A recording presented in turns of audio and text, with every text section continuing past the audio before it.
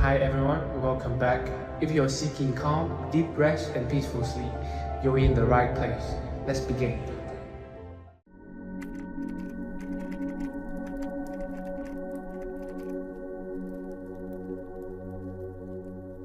Tonight, we will go on a journey to discover the ancient secrets of Zen Buddhism on acceptance and surrender.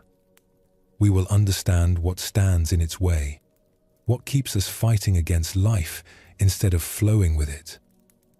Before we begin, feel free to share what time it is and where you're listening from. Through gentle stories and quiet teachings, we will find our way to a quiet, beautiful peace deep in our soul. So gently close your eyes if you haven't already. Let your breathing slow down. You don't need to understand everything tonight. You only need to listen. And in listening, something in you will begin to soften. Let us begin with our first story. There was once a young monk who lived in a mountain monastery. Every morning he would wake before dawn to tend the garden. The path to the garden wound through a forest where the ground stayed soft from mountain springs. After any rain, this path became a ribbon of thick, clinging mud. The young monk hated this mud. Every morning, he would pick his way carefully along the edges, trying to keep his robes clean, stepping on rocks and roots to avoid the mess. He would arrive at the garden tired and frustrated. His peaceful morning practice had become a battle with the earth itself. One morning after a heavy storm, the path was worse than ever. The monk stood at the edge looking at the brown river of mud that stretched before him. As he hesitated, he heard footsteps behind him. His teacher approached, walking steadily down the path. Without pause, the old master stepped directly into the mud.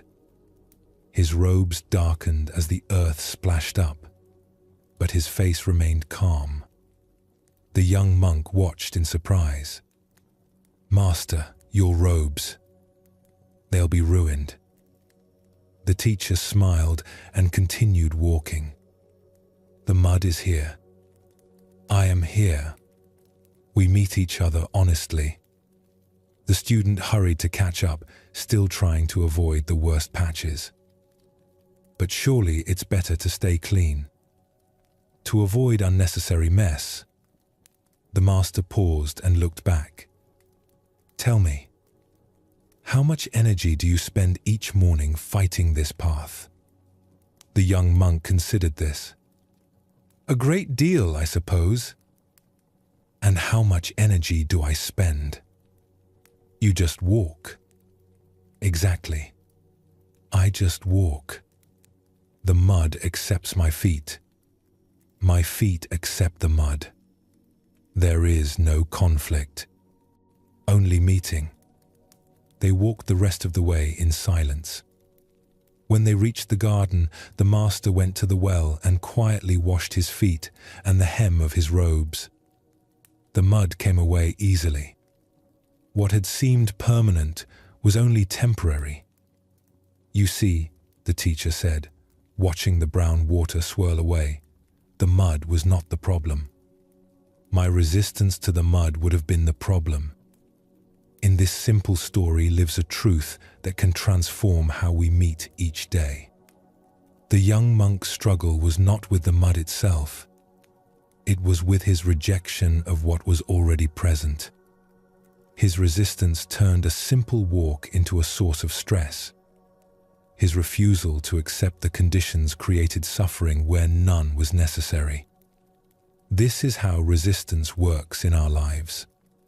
We encounter something unpleasant, a difficult conversation, an unexpected delay, a feeling we don't want to have. And instead of meeting it directly, we fight against its existence. We waste energy trying to make it different. We exhaust ourselves arguing with what has already happened. The master understood something profound. Acceptance does not mean happiness about every circumstance. It means meeting circumstances without the additional burden of rejection. The mud was still mud. It was still inconvenient. But by accepting its presence, he could move through it with peace. When we stop fighting what is already here, we discover something surprising. Our resistance was often more uncomfortable than the thing we were resisting. The anticipation of difficulty can be worse than the difficulty itself. The story we tell ourselves about why something shouldn't be happening creates more pain than the actual happening. This doesn't mean becoming passive. The master still walked to the garden. He still tended his duties, but he did so without the inner conflict that exhausts the spirit. He met the mud as a fact of the morning, not as a personal insult from the universe. In your own life, notice where you spend energy fighting what is already present. The weather you cannot change. The personality of a difficult person. The pace at which something is healing or improving. These are the muddy paths of daily existence. You can pick your way around them, wearing yourself out. Or you can step forward with the acceptance of what is real. This acceptance begins with breath. When you encounter resistance in yourself, pause. What would it feel like to stop pushing against this moment and simply meet it? Let your breathing soften now. Feel how your body naturally knows how to accept each breath without fighting it. Your lungs don't resist the air. Your heart doesn't argue with its own beating. There is wisdom in this natural acceptance, a wisdom you can bring to other areas of life. Rest in this understanding. That meeting life directly, even when it's messy, can be more peaceful than fighting it. That acceptance is not defeat. It is intelligence. It is the first step toward real freedom. In a village nestled between mountains, lived people who had grown comfortable with their routines. The village was known for its clear skies and gentle sunshine. Merchants would stop there specifically for the pleasant weather. The villagers took pride in this reputation. They spoke often of their good fortune in living where the sun always seemed to shine. But every region needs rain. The rivers that fed the village came from mountains where storms were necessary. The forests that surrounded them depended on water from the sky. Even their own gardens, in truth, thrived best after a good soaking. The villagers had forgotten this. They had begun to see rain as an intrusion. When clouds gathered, they would look up with worry. "Not today," they would whisper. "Please, not today." They planned around weather forecasts, cancelled gatherings at the first hint of moisture in the air. Some even hung charms and mirrors to try to keep rain away from their perfect skies. One year, a terrible drought began. The river that had always provided water started to shrink. Wells that had never run dry began to empty. The gardens that had been the village's pride started to wither. Still, when clouds finally appeared, many villagers found themselves conflicted. They needed rain desperately, but they had trained themselves to reject it for so long. A wise woman lived at the edge of the village.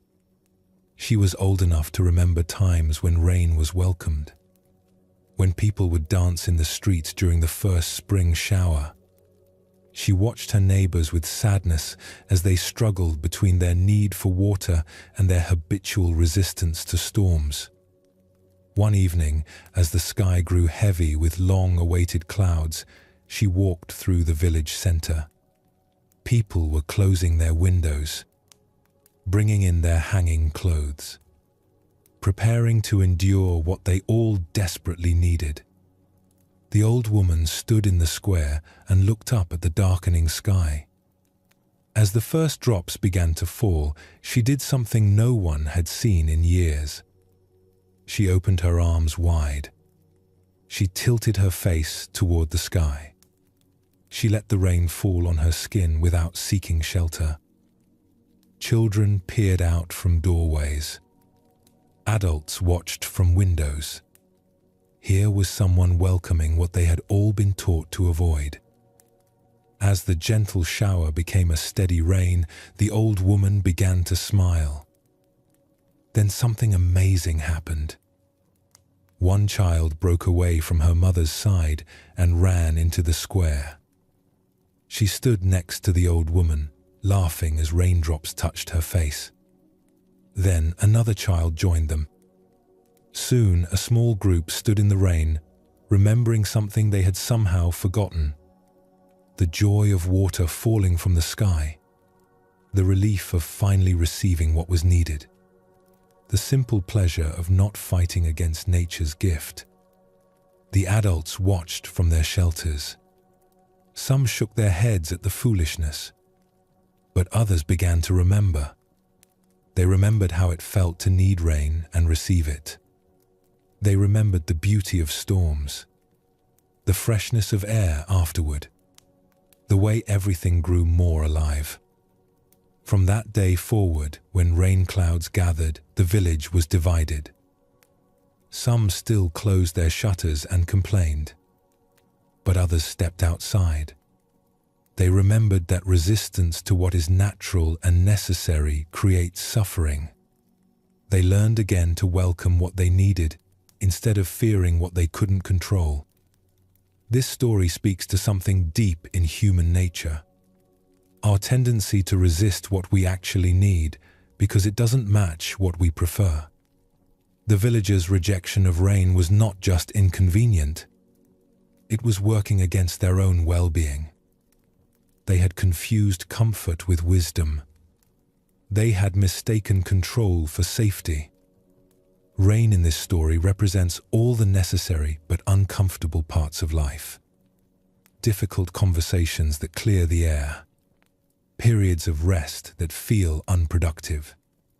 Times of sadness that help us process loss. Challenges that help us grow stronger. We need these experiences, but our habitual resistance makes them feel like punishment instead of nourishment.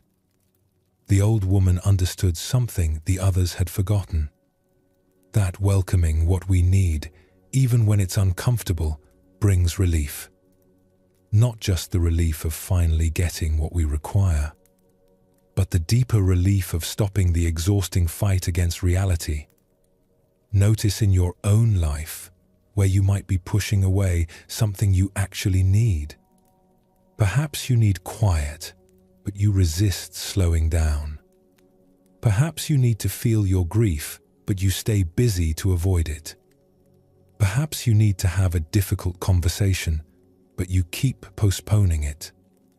These forms of resistance keep you from receiving what would actually help. Acceptance doesn't mean seeking out difficulty. It means stopping the habit of rejecting what is already here. When rain is falling, standing in it can be a choice that brings peace. Not because rain is always pleasant, but because fighting the rain while it's falling adds nothing but misery. This is the gift that acceptance offers. It doesn't promise that life will become easier. It promises that your relationship with difficulty will become wiser. Instead of having one problem, the original difficulty plus your resistance to it, you have only what is actually happening. And what is actually happening is usually more manageable than our stories about why it shouldn't be happening. This is the foundation of all deeper acceptance. Learning to recognize when you are fighting what has already happened. Learning to choose a different response. Not because you have to like everything, but because peace is more valuable than the illusion of control. This insight opens a door to freedom. Because if resistance comes from our thoughts about circumstances rather than from circumstances themselves, then we have more choice than we realized. We cannot always change what happens, but we can begin to notice and soften our automatic rejection of what is already here. Sometimes this means stepping into the mud with the acceptance that feet can be washed. Sometimes it means opening your face to rain that is already falling. Sometimes it means simply letting this moment be what it is instead of insisting it be something else. The masters in these stories were not superhuman. They had simply learned to work with life instead of against it. They had discovered that acceptance is not a spiritual ideal, but a practical wisdom. A way of moving through existence that conserves energy for what matters most. Allow yourself to rest now in the simplicity of this teaching. That the path to peace often begins with the simple recognition of where you are creating unnecessary conflict. Where you are adding resistance to what is already challenging enough on its own. Let the breath move through you without effort. Let your body settle without forcing relaxation. Let your thoughts come and go without needing to manage them. This is the practice on the smallest level. Accepting what is already happening in this very moment. Tonight, we go deeper into one of life's most challenging and liberating truths. Everything changes. Nothing stays the same. And in this truth lies both sorrow and profound freedom. High in the mountains of Tibet, there lived a community of monks who practiced an ancient art. For centuries, they had created mandalas, intricate, sacred paintings made from colored sand. These mandalas were not small. They stretched across entire floors, every grain of sand placed with infinite care and attention. The creation of a mandala could take weeks, sometimes months. The monks would begin each morning in silence, gathering around the expanding circle of color and pattern. With steady hands and patient hearts, they would add grain after grain of blue sand, red sand, yellow sand, white. No hurried movements. No rushing toward completion. Each moment of creation was itself sacred. The mandalas were breathtaking. Visitors would travel for days to witness them. The geometric patterns seemed to pulse with life. The colors vibrated like music made visible. People would stand at the edges of these sand paintings and feel something shift in their hearts. Here was beauty so pure, so perfect, that it seemed to touch something eternal. One autumn, the monks were nearing completion of their most ambitious mandala ever. For 3 months they had worked. The design reached from wall to wall of their largest meditation hall. Every detail had been considered, refined, perfected. The work represented thousands of hours of devotion, skill, and love. A young monk named Tenzin had joined the community recently. He had worked on small sections of other mandalas before, but this was his first time participating in something so magnificent. As the final grains of sand were placed, as the last symbols took their perfect form, he felt overwhelming pride and attachment to what they had created together. That evening, as the community gathered for their closing ceremony, Tenzin noticed storm clouds building outside the windows. The wind was picking up. He felt a knot of worry in his stomach. All summer, the weather had been calm. But now, just as their masterpiece reached completion, nature seemed to be stirring. The elder who led the ceremony began the traditional closing prayers. He spoke of the mandala's beauty, of the devotion that had created it, of the temporary nature of all things. Tenzin tried to focus on the words, but his attention kept drifting to the windows. The wind was growing stronger. As the ceremony concluded, the elder did something that shocked the young monk. He took a ceremonial brush and, with one gentle sweep, began to disturb the mandala, to mix the colors, to return the carefully placed grains to formlessness. The other monks joined him. They moved with reverence, but they moved without hesitation. Tenzin watched in dismay as months of work dissolved before his eyes. "Master," he whispered urgently, "the storm. If we destroyed it ourselves, why were we worried about the weather destroying it?" The elder paused in his gentle dismantling and smiled. "Tell me, young friend, which brought you more suffering? The wind threatening our creation, or your attachment to keeping it unchanged?" Tenzin considered this. His anxiety about the storm had been painful, but watching the intentional dissolution was somehow peaceful, even beautiful in its own way. "Now you begin to understand," the elder continued. "The mandala was never meant to last forever. Its perfection was never in its permanence. Its beauty was in the love we brought to each moment of creating it. That love remains untouched, even as the sand returns to sand." As they finished their gentle destruction, collecting the mixed sand to return to the mountain stream below, wind began to rattle the windows more forcefully. But Tenzin found that he was no longer afraid. There was nothing left to lose, nothing left to protect. Only the memory of creation, only the love that had guided their hands, only the teaching that was now alive in his heart. "You see," the master said as they watched the colored sand dissolve into the flowing water, "we practiced impermanence not to become careless about beauty. We practiced it to love beauty without fear, to create without clinging, to give our full attention to what we do while holding the results lightly." That night, as Tenzin lay in his simple bed listening to the storm pass over their mountain, he understood something new. The mandala had taught him not just about art, but about life.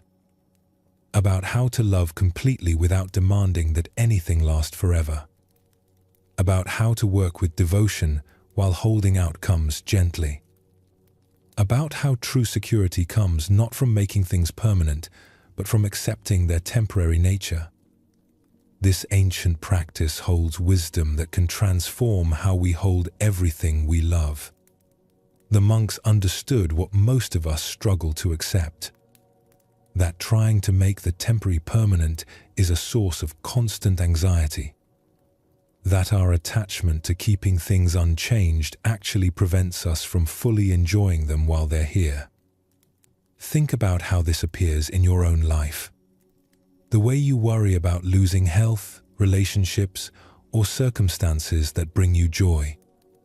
The energy you spend trying to freeze moments that are meant to flow. The fear that shadows beautiful experiences because you know they cannot last forever. This is the suffering that comes from fighting impermanence instead of dancing with it. The young monk's anxiety about the storm was not really about wind and weather. It was about his attachment to keeping something beautiful exactly as it was. His suffering came not from change itself, but from his resistance to change. When he learned to hold the mandala's beauty lightly, the actual changing became peaceful, even sacred. This does not mean becoming indifferent to beauty or love. The monks did not create their mandala carelessly because they knew it would be temporary. They created it with even greater care because they understood its precious impermanence. They brought full attention to each grain of sand precisely because they knew the moment of placing it would never come again. When you accept that everything is temporary, something beautiful happens. Instead of spending energy trying to make moments permanent, you begin to inhabit them more fully. Instead of half enjoying experiences while worrying about their ending, you give yourself completely to what is happening right now. Impermanence becomes not a threat, but an invitation to presence. The Master's wisdom points to something profound, that the love, care, and attention we bring to temporary things is what actually lasts. The mandala returned to formless sand, but the devotion that created it remained in the hearts of the monks. The beauty they experienced while creating it became part of them in a way that no storm could disturb. Rest in the wisdom of the sand mandala. Let it remind you that beauty is not diminished by its temporary nature. That creation can be sacred even when the results don't last forever. That peace comes not from making things permanent, but from accepting their natural flow. In a monastery garden, there lived an old master who was known throughout the region for his wisdom and serenity. People would travel from distant villages to sit with him, to ask questions about the deepest matters of life and death. But those who knew him best understood that his greatest teachings came not through words, but through the way he lived each ordinary day. The master had tended the same small garden for 40 years.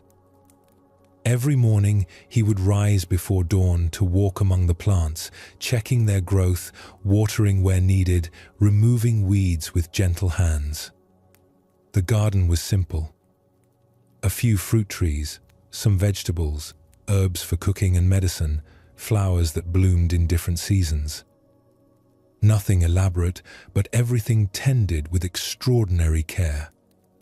Visitors often remarked on the garden's beauty, but there was something else they noticed. The master never seemed attached to any particular plant or harvest. When drought killed his tomatoes, he would compost them peacefully and plant something else. When insects ate his precious herbs, he would observe their patterns with curiosity rather than anger. When unseasonable frost took his fruit blossoms, he would prune the damaged branches and trust in next year's flowering. A young student named Kenji came to live with the master for a year of learning. Kenji was earnest and hard-working, but he struggled with worry. He worried about his meditation practice, about his understanding of the teachings, about whether he was progressing fast enough on the spiritual path. Most of all, he worried about time, about aging, about death, about all the things he wanted to accomplish before his life ended. One spring morning, as Kenji helped with the daily garden work, he noticed that the master was giving particular attention to one small cherry tree. It was the master's favorite, planted decades ago in memory of his own teacher. Every year, it produced the most delicate pink blossoms, and every autumn its leaves turned brilliant red before falling. As they worked together, Kenji asked, "Master, aren't you sad that this beautiful tree will eventually die? Don't you wish it could bloom forever?" The master continued his gentle work, mulching around the tree's roots. "Tell me, Kenji, when you look at this tree, what do you see?" "I see something precious that won't last. Something beautiful that time will take away." The master nodded thoughtfully. "And what else do you see?" Kenji looked more carefully. The tree was just beginning to show its spring buds. In a few weeks, it would be covered in flowers. "I see the blossoms that are coming." "Yes. And what else?" Kenji studied the tree more deeply. He noticed the strong trunk, the network of roots he couldn't see but knew were there, the way the branches reached in all directions. "I see all the springs it has already given us. All the beauty it has already shared." "Good. And what else do you see?" This was harder. Kenji sat quietly, looking not just with his eyes but with his heart. Slowly, understanding began to dawn. I see that it's fully alive right now, not trying to be anything other than what it is in this moment. The master smiled and continued his work. The tree does not worry about autumn while it prepares for spring. It does not hold back its blossoms from fear of winter. It gives everything to each season as that season arrives. It lives completely in the rhythm of appearing and disappearing without resistance. They worked in comfortable silence for a while. Then the master spoke again, so softly that Kenji had to lean close to hear. I have loved this tree for many years. I have seen it through drought and storm, through seasons of abundance and seasons of struggle. I know that someday, perhaps soon, perhaps many years from now, it will complete its life cycle. And when that day comes, I will compost its body with the same love I have given to its growth. Kenji felt something shift in his chest. But how can you speak of that without sadness? 0. 5. Who says I speak of it without sadness? Sadness is natural when we love something temporary. But I don't let my sadness about the tree's eventual ending prevent me from loving it fully right now. I don't let my knowledge of autumn diminish my joy in spring. The master stood and brushed soil from his hands. The tree teaches me how to live, Kenji. How to give everything to this moment without holding back from fear of loss. How to love completely without demanding permanence. How to find freedom through accepting rather than fighting the natural cycle of all things. As the weeks passed and the cherry tree burst into full bloom, Kenji began to understand the master's teaching more deeply. He watched how the old man would sit beneath the flowering branches each morning, not trying to make the blossoms last longer, not photographing them or grasping at their beauty, just receiving their gift fully while it was being offered. When the blossoms eventually fell, creating a pink carpet beneath the tree, the master gathered them gently and added them to his compost pile. His face showed no regret, only gratitude for what had been and anticipation for what would come next.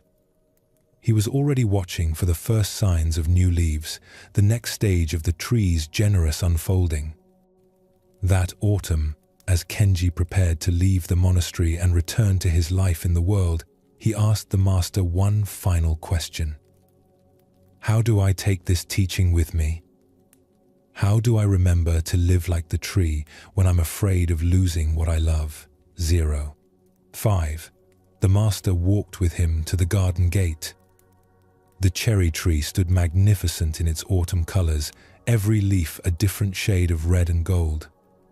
Carry this image in your heart, the master said.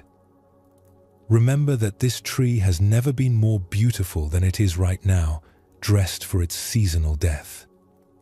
It teaches us that endings can be as beautiful as beginnings when we meet them without resistance.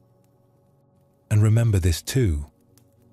The tree's roots run deep into earth that has been nourished by countless other trees that have lived and died before it. Nothing is ever truly lost. Everything that lives and loves and passes away becomes part of the great continuing. Your fear of impermanence comes from thinking you are separate from this flow.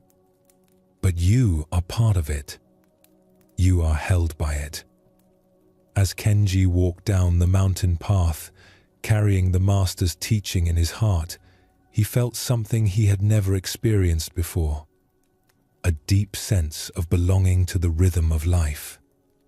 A trust that he could love fully without needing to make anything permanent. A peace that came from accepting his place in the great dance of appearing and disappearing that includes all beings. This story offers us a different way to hold our awareness of impermanence.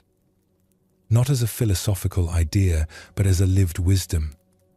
The master didn't achieve peace by pretending that nothing ever ends. he found peace by learning to love within the reality of constant change. Notice how the master's acceptance of impermanence made him more present, not less. Because he knew the cherry blossoms would fall, he paid attention to them while they bloomed.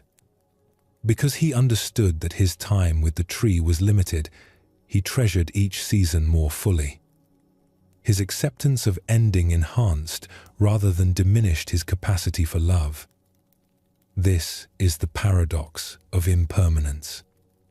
When we stop trying to make temporary things permanent, we become more available to enjoy them while they're here. When we accept that everything we love will change, we can love more freely without the constant anxiety of trying to control outcomes we cannot control. This does not eliminate sadness when things end. The Master acknowledged that sadness is natural when we love something temporary. But his approach prevented the additional suffering that comes from demanding that temporary things be permanent. It allowed him to experience loss without being defeated by it, to grieve without being overwhelmed by grief. From this understanding comes a different kind of courage. The courage to love deeply even though loss is inevitable. The courage to invest fully in relationships and projects that won't last forever. The courage to bloom completely in whatever season you find yourself without holding back from fear of autumn. The deep teaching of impermanence is not that life is meaningless because everything ends. It is that life becomes infinitely precious precisely because it cannot be repeated. Each moment arrives once.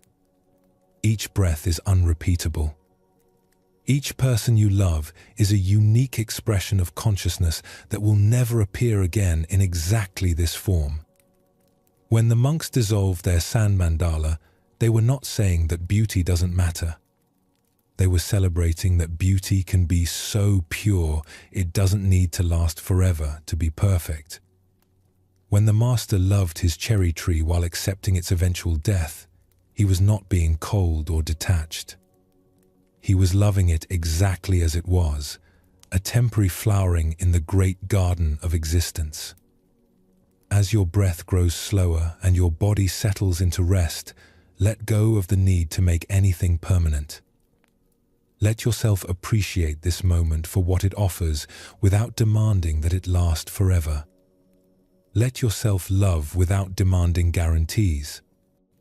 Let yourself live fully within the reality of constant change. This is your invitation. To live like the tree. To bloom fully when it's time for blooming. To let go gracefully when it's time for letting go. To trust the seasons of your own life without trying to control their timing. To give everything to this moment while holding tomorrow lightly. In accepting impermanence, you don't lose anything real. You only lose the exhausting illusion that you were supposed to make temporary things permanent.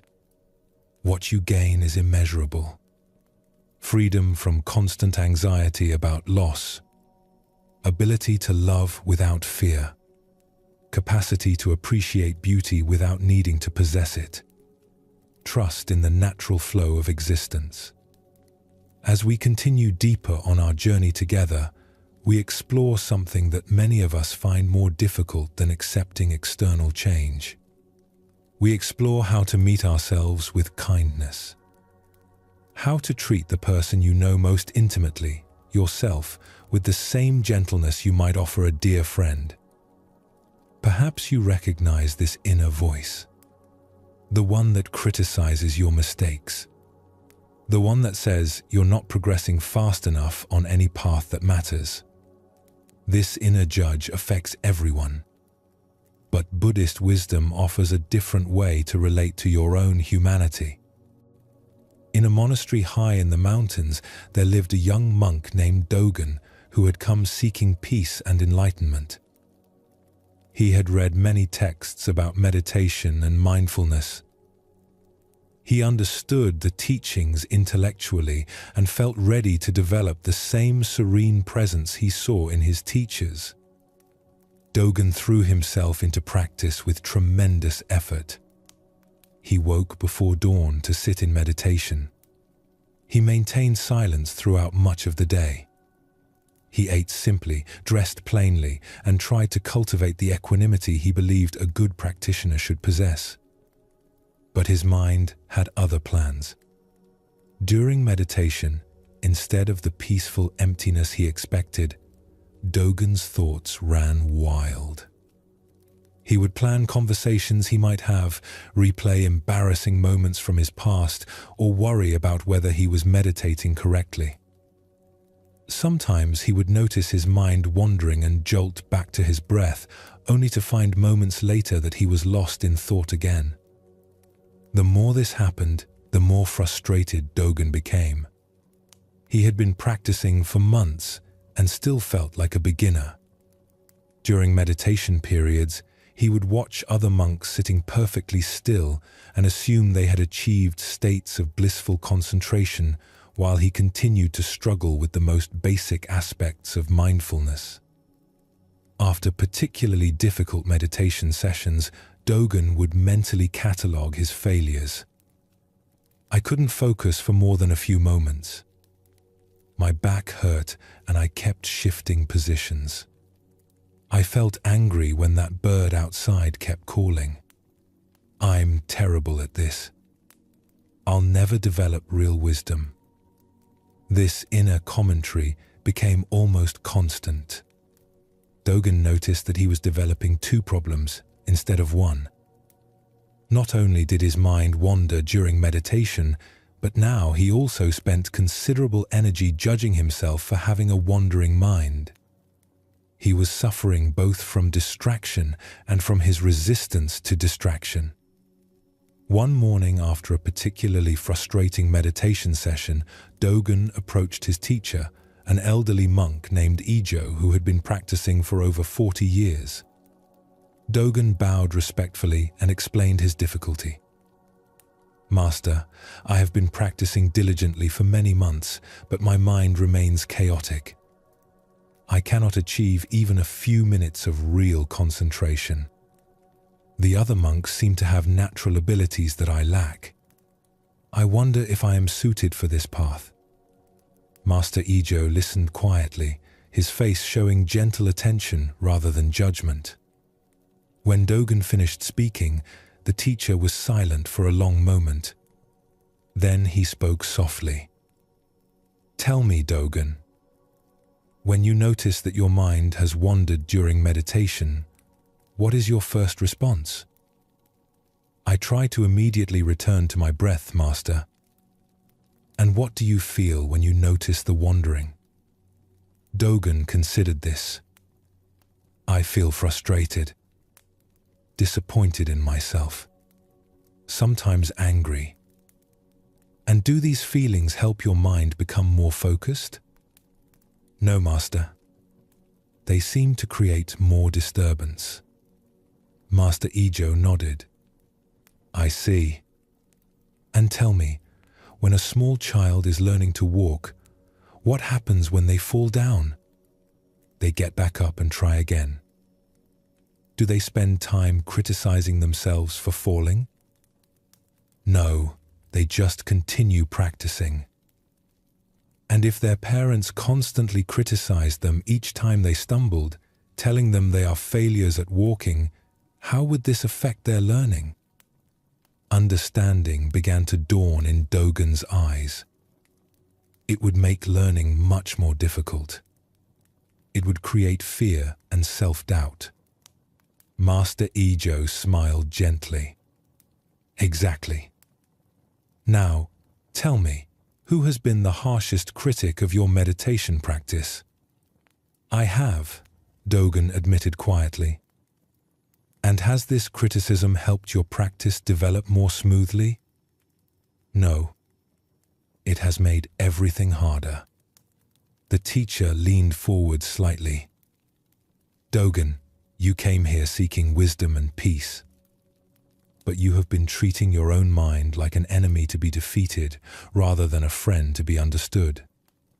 You have been expecting yourself to master in months what most people spend years learning. This is not wisdom. This is violence disguised as spiritual effort. They sat in silence while these words settled. Then, Master Ijo continued, "True meditation is not about forcing your mind into perfect stillness. It is about developing a kind and aware relationship with whatever your mind offers. When thoughts arise, you can notice them with curiosity rather than judgment. When your mind wanders, you can gently guide it back like helping a friend find their way home." "But Master, doesn't accepting my wandering mind mean I'll never develop concentration?" Let me ask you something. Have you noticed that your mind wanders? Of course. Constantly. And this noticing, is it not itself a form of awareness? Dogen paused. He had been so focused on his failures that he hadn't considered this. I suppose it, Ireland. Every time you notice your mind has wandered, you are experiencing a moment of mindfulness. The wandering itself is not the problem. The problem is your war against wandering. This war prevents you from appreciating the awareness that notices wandering. Master Ijo suggested a different approach. For the next week, I want you to practice meditation with one simple intention. Instead of trying to stop thoughts, practice greeting them kindly. When you notice your mind has wandered, say quietly to yourself, "Hello, thinking." Then gently return to your breath. Treat your wandering mind the way you would treat a beloved but distractible child. What if I am still distracted constantly? Then you will have many opportunities to practice kindness. Over the following days, Dogen experimented with this new approach. When he caught his mind planning or worrying, instead of criticizing himself, he would silently say, "Hello, planning," or "Hello, worrying," with the same gentleness he might use greeting an old friend. Then he would guide his attention back to his breath. Something remarkable began to happen. The more kindly he greeted his wandering thoughts, the less power they seemed to have over him. Instead of getting caught in lengthy mental stories, he would notice them more quickly and return to the present moment with less struggle. His meditation began to feel less like a battle and more like a gentle conversation. Perhaps more importantly, this kindness during formal meditation began to affect Dogen's entire relationship with himself. When he made mistakes in other areas of monastery life, when he dropped a bowl or spoke when silence was called for, he found himself responding with curiosity rather than harsh self-judgment. Clumsiness is here, or impulsiveness is here, he might observe, and then simply take appropriate action to address the situation.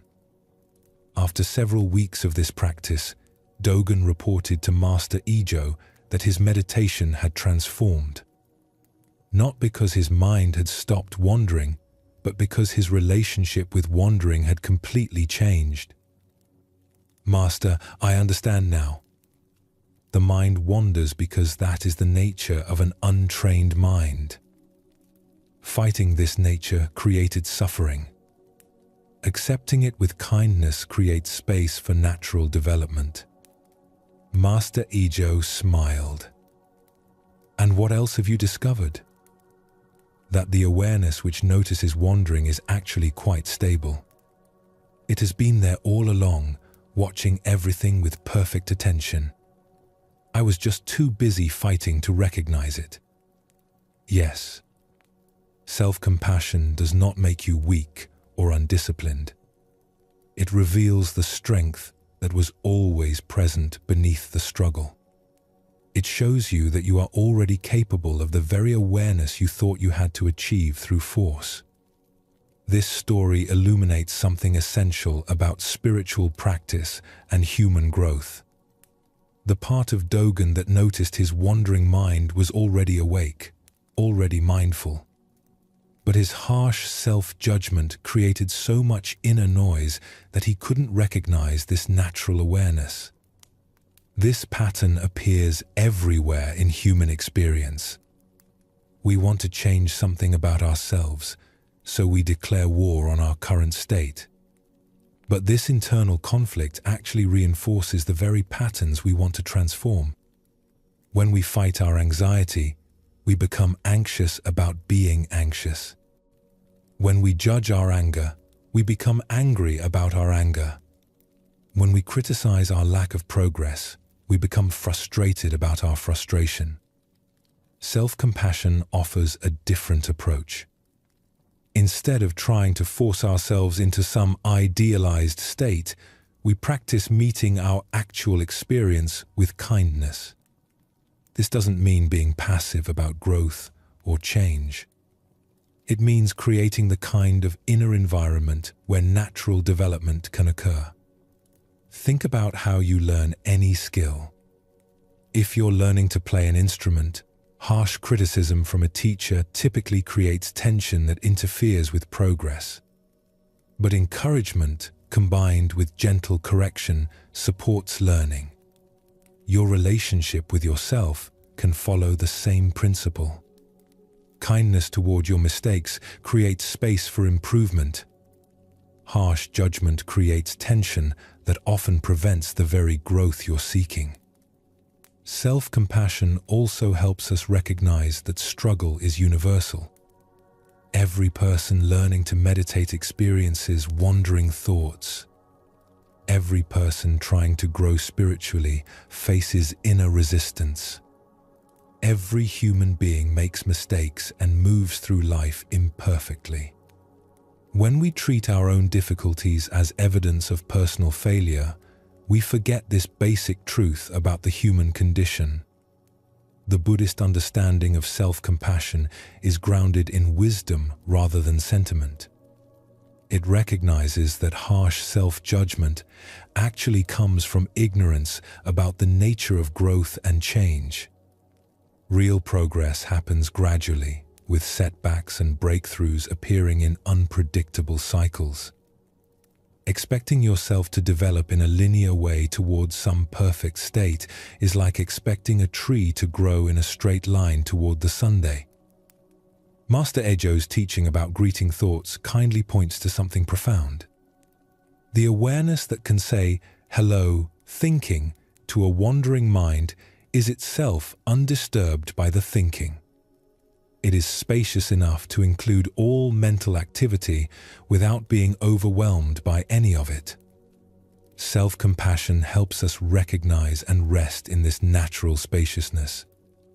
The monks in our story understood that spiritual practice is not about becoming perfect. It is about becoming intimate with your actual experience and responding to it with increasing wisdom and kindness. This intimacy includes awareness of your limitations, your patterns, your areas of ongoing growth, held within an overall atmosphere of acceptance rather than war. As Dogen discovered, this approach doesn't make you complacent. It reveals energy that was previously locked in self-conflict and makes it available for actual development. When you're not spending mental energy fighting your humanness, that energy becomes available for presence, learning, and genuine transformation. Notice how your body feels when you consider treating yourself with the same kindness you would offer a good friend who was struggling. Notice what happens to your breathing, to the tension in your chest or shoulders when you imagine meeting your own imperfections with gentleness rather than criticism.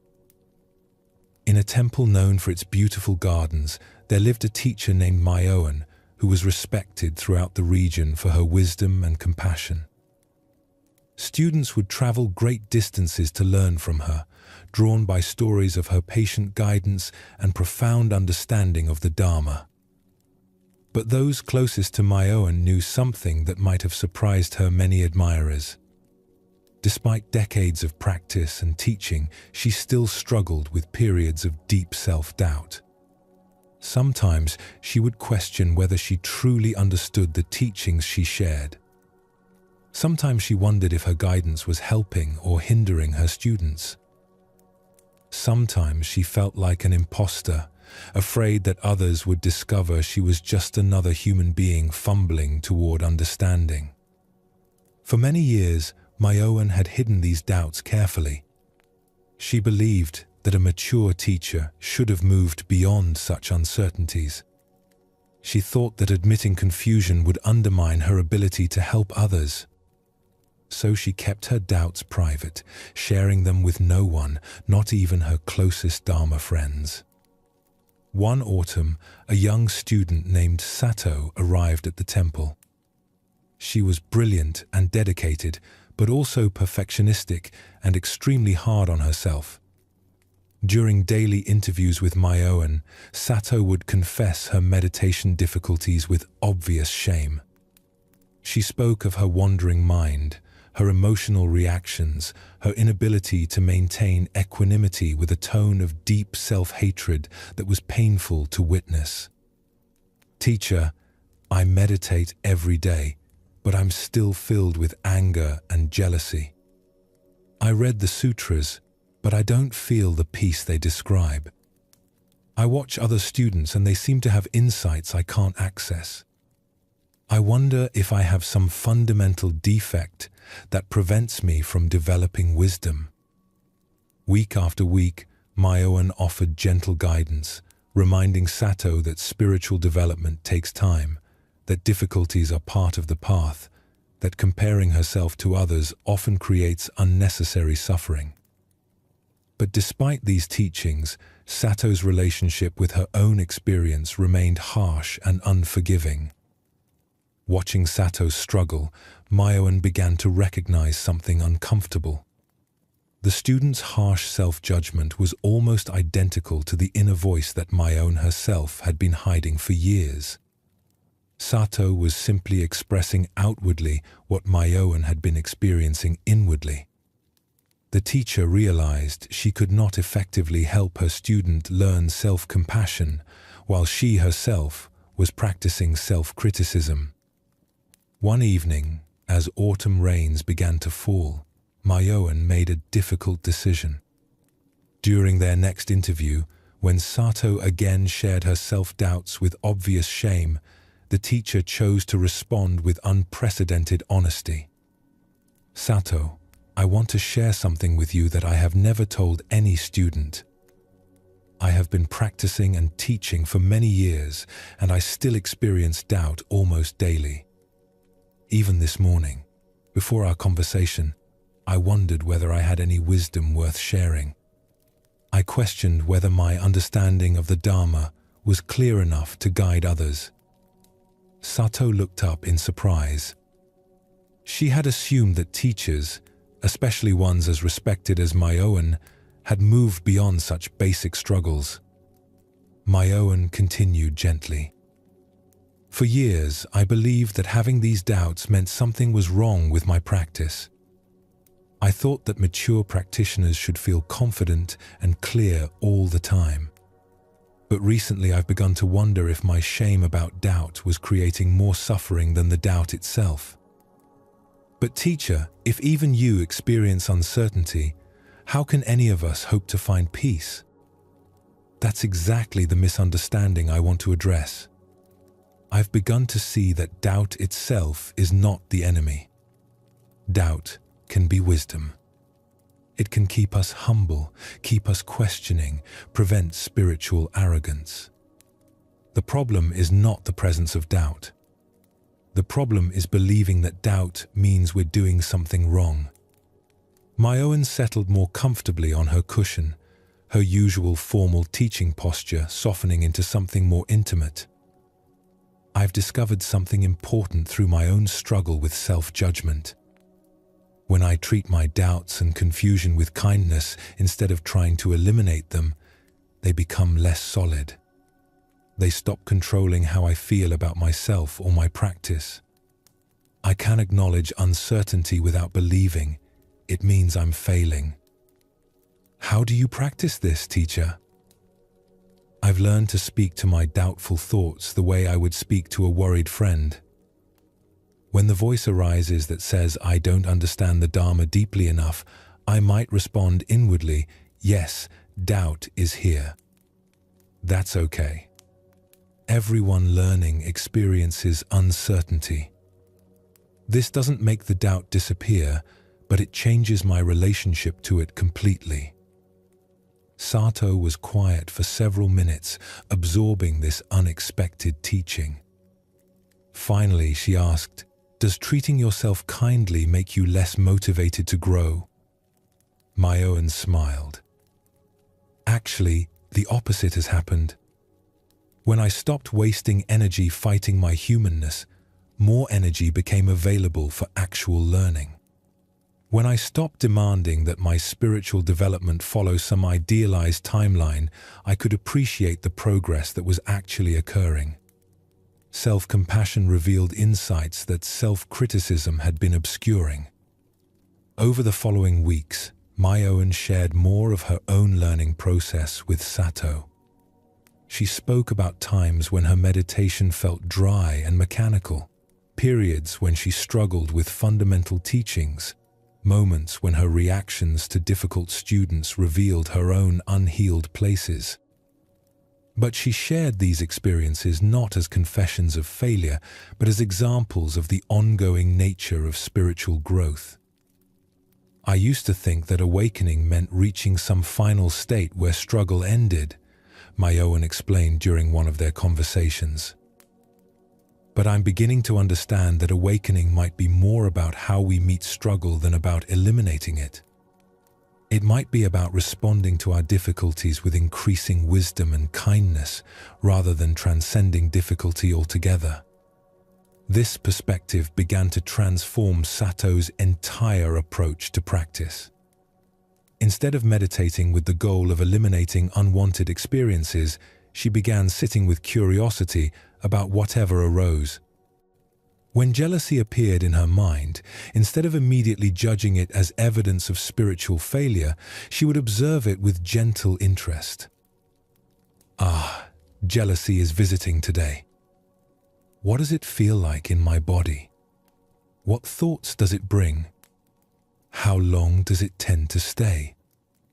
The change in Sato's relationship with her own experience was gradual but profound. She still felt anger, jealousy, and confusion, but these emotions no longer carried the additional weight of shame. Without the secondary suffering of self-judgment, the primary emotions moved through her more easily, like weather systems passing through an open sky. Perhaps most surprisingly to both teacher and student, this gentler approach seemed to accelerate rather than hinder Sato's development. When she wasn't spending energy fighting her humanness, more attention became available for actual awareness. When she wasn't measuring her worth by the presence or absence of particular emotions, she could investigate her inner life with genuine curiosity rather than strategic manipulation. Several months later, Sato approached Myoan with a realization that had emerged during her morning meditation. "Teacher, I think I understand something important. I've been trying to become someone worthy of compassion instead of practicing compassion for who I already am. I thought I had to earn kindness from myself by improving. But self-compassion isn't a reward for good spirituality. It's the foundation that makes authentic spiritual growth possible." Myoan nodded with deep satisfaction. "Yes. And what else have you noticed?" "That all my harsh self-judgment was actually a form of pride. It assumed I should be further along than I am, should be different from who I am. Self-compassion is more humble. It accepts that I'm a human being learning gradually, making mistakes, growing in fits and starts like everyone else." "Beautiful. And How has this affected your relationship with other students? Sato considered this. I'm much less judgmental of their struggles because I'm less judgmental of my own. When I see someone else having difficulty with jealousy or anger, I recognize my own experience in theirs. It creates connection instead of comparison. From that point forward, Myoan began incorporating more honesty about her own ongoing learning into her teaching. Not in a way that undermined her role as a guide, but in a way that demonstrated the very self-compassion she was encouraging in others. Students began to see that spiritual maturity included the willingness to acknowledge limitation and uncertainty without shame. The temple's atmosphere gradually shifted as this approach spread throughout the community. Students became more willing to share their actual struggles instead of presenting idealized versions of their practice. Teachers acknowledged their own areas of continued growth. The whole Sangha began practicing the kind of honest self-acceptance that creates space for genuine transformation. Years later, when Sato had become a teacher herself, she would often share the lessons she learned from Myoan's vulnerable honesty. Self-compassion is not a consolation prize for people who can't achieve real spiritual attainment. It is the attitude that makes real attainment possible. This story reveals something essential about the relationship between self-acceptance and spiritual growth. Myoan's willingness to acknowledge her own ongoing struggles didn't diminish her wisdom. It demonstrated the very quality that made her an effective teacher, the ability to meet human experience, including her own, with kindness rather than judgment. The shift from hiding her doubts to acknowledging them with compassion-freed energy that had been locked in the exhausting effort of maintaining a perfect image. This energy became available for genuine presence and deeper understanding. Her honesty also created permission for others to relate more authentically to their own experience. Notice how self-compassion in this story is not sentimental or indulgent. It doesn't make excuses for unskillful behavior or avoid the real work of growth. Instead, it creates the inner environment where honest self-examination becomes possible. When you're not afraid of discovering flaws in yourself, you can look more clearly at areas that need attention. The Buddhist path includes the development of what is sometimes called wise discernment.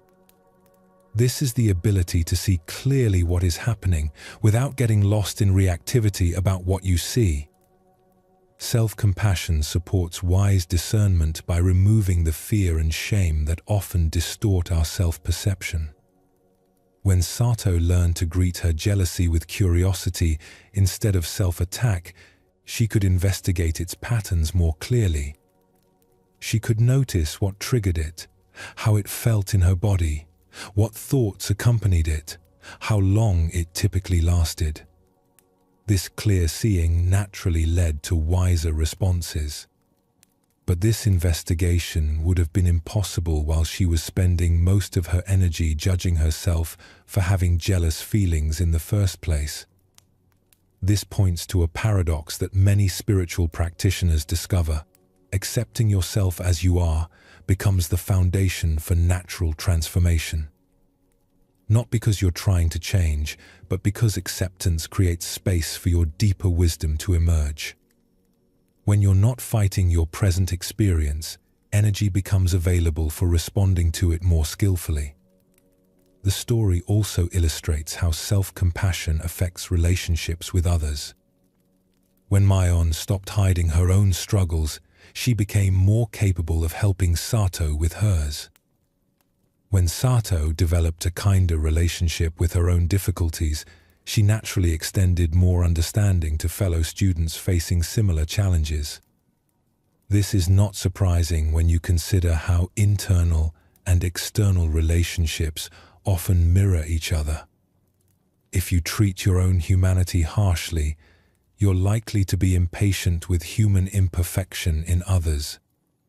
if you can meet your own mistakes with kindness and learning, you're more likely to respond to others' mistakes with wisdom rather than judgment. True humility includes accepting your place in the ordinary timeline of human learning. This acceptance doesn't make you complacent.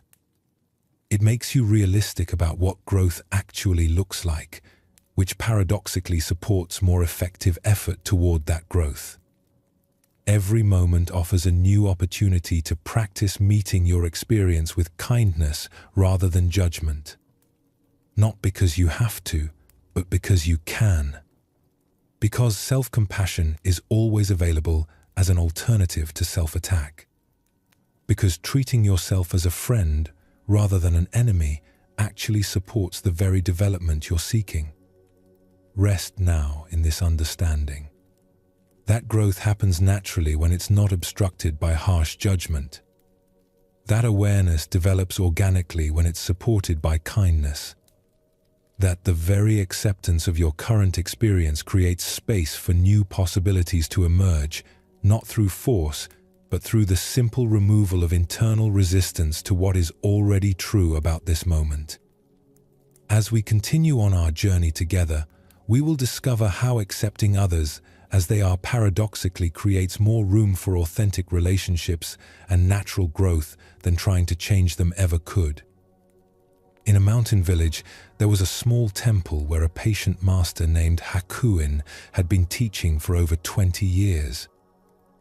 Students came from neighboring towns to learn meditation and Dharma, drawn by his reputation for wisdom and clarity.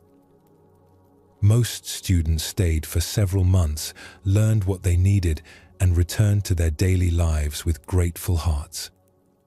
But one student was different. His name was Jishin, and he had been coming to the temple for nearly 3 years. While other students seemed to absorb the teachings naturally, Jishin argued with almost everything. If Hakuin spoke about letting go of attachments, Jishin would interrupt with questions about why attachment was wrong if it motivated people to care for their families. If the master discussed the impermanence of emotions, Jishin would insist that some emotions should be permanent and that accepting their temporary nature was irresponsible. During group meditation sessions, Jishin would fidget loudly, sigh with obvious frustration, and sometimes stand up and leave before the period ended. When other students shared insights during Dharma discussions, Jishin would often respond by explaining why their understanding was incomplete or misguided. His presence created noticeable tension in what had previously been a harmonious learning environment. Many of the other students approached Hakuin privately to express their frustration with Jishin's disruptive behavior. They suggested that perhaps he wasn't ready for these teachings, or that he might be more suited to a different style of practice, or that his argumentative nature was disturbing their own development. Some even hinted that the master should ask Jishin to leave. Hakuin listened to these concerns with characteristic patience, but he did not ask Jishin to leave. Instead, he continued teaching as he always had, neither avoiding Jishin's interruptions nor engaging in lengthy debates with him. When Jishin argued, Hakuin would listen fully and then continue with his planned lesson. When Jishin disrupted meditation, Hakuin would maintain his own stillness without making any special accommodations or corrections. This approach puzzled some of the newer students. They expected their teacher to manage the disruptive student more directly. But the longer-term students began to notice something interesting. Hakuin's unwavering acceptance of Jishin's difficult behavior was itself a teaching.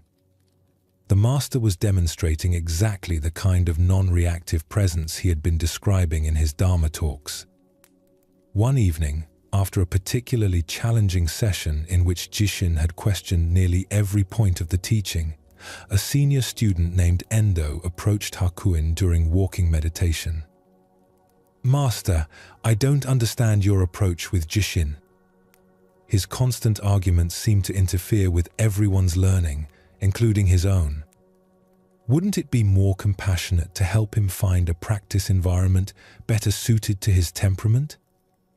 Hakuin continued walking slowly along the garden path. Tell me, Endo, when you encounter someone in daily life who irritates you, what do you typically do? I try to avoid them if possible. If I can't avoid them, I try to change the subject or end the interaction quickly. I see. And how often does this approach result in you feeling more patient with difficult people?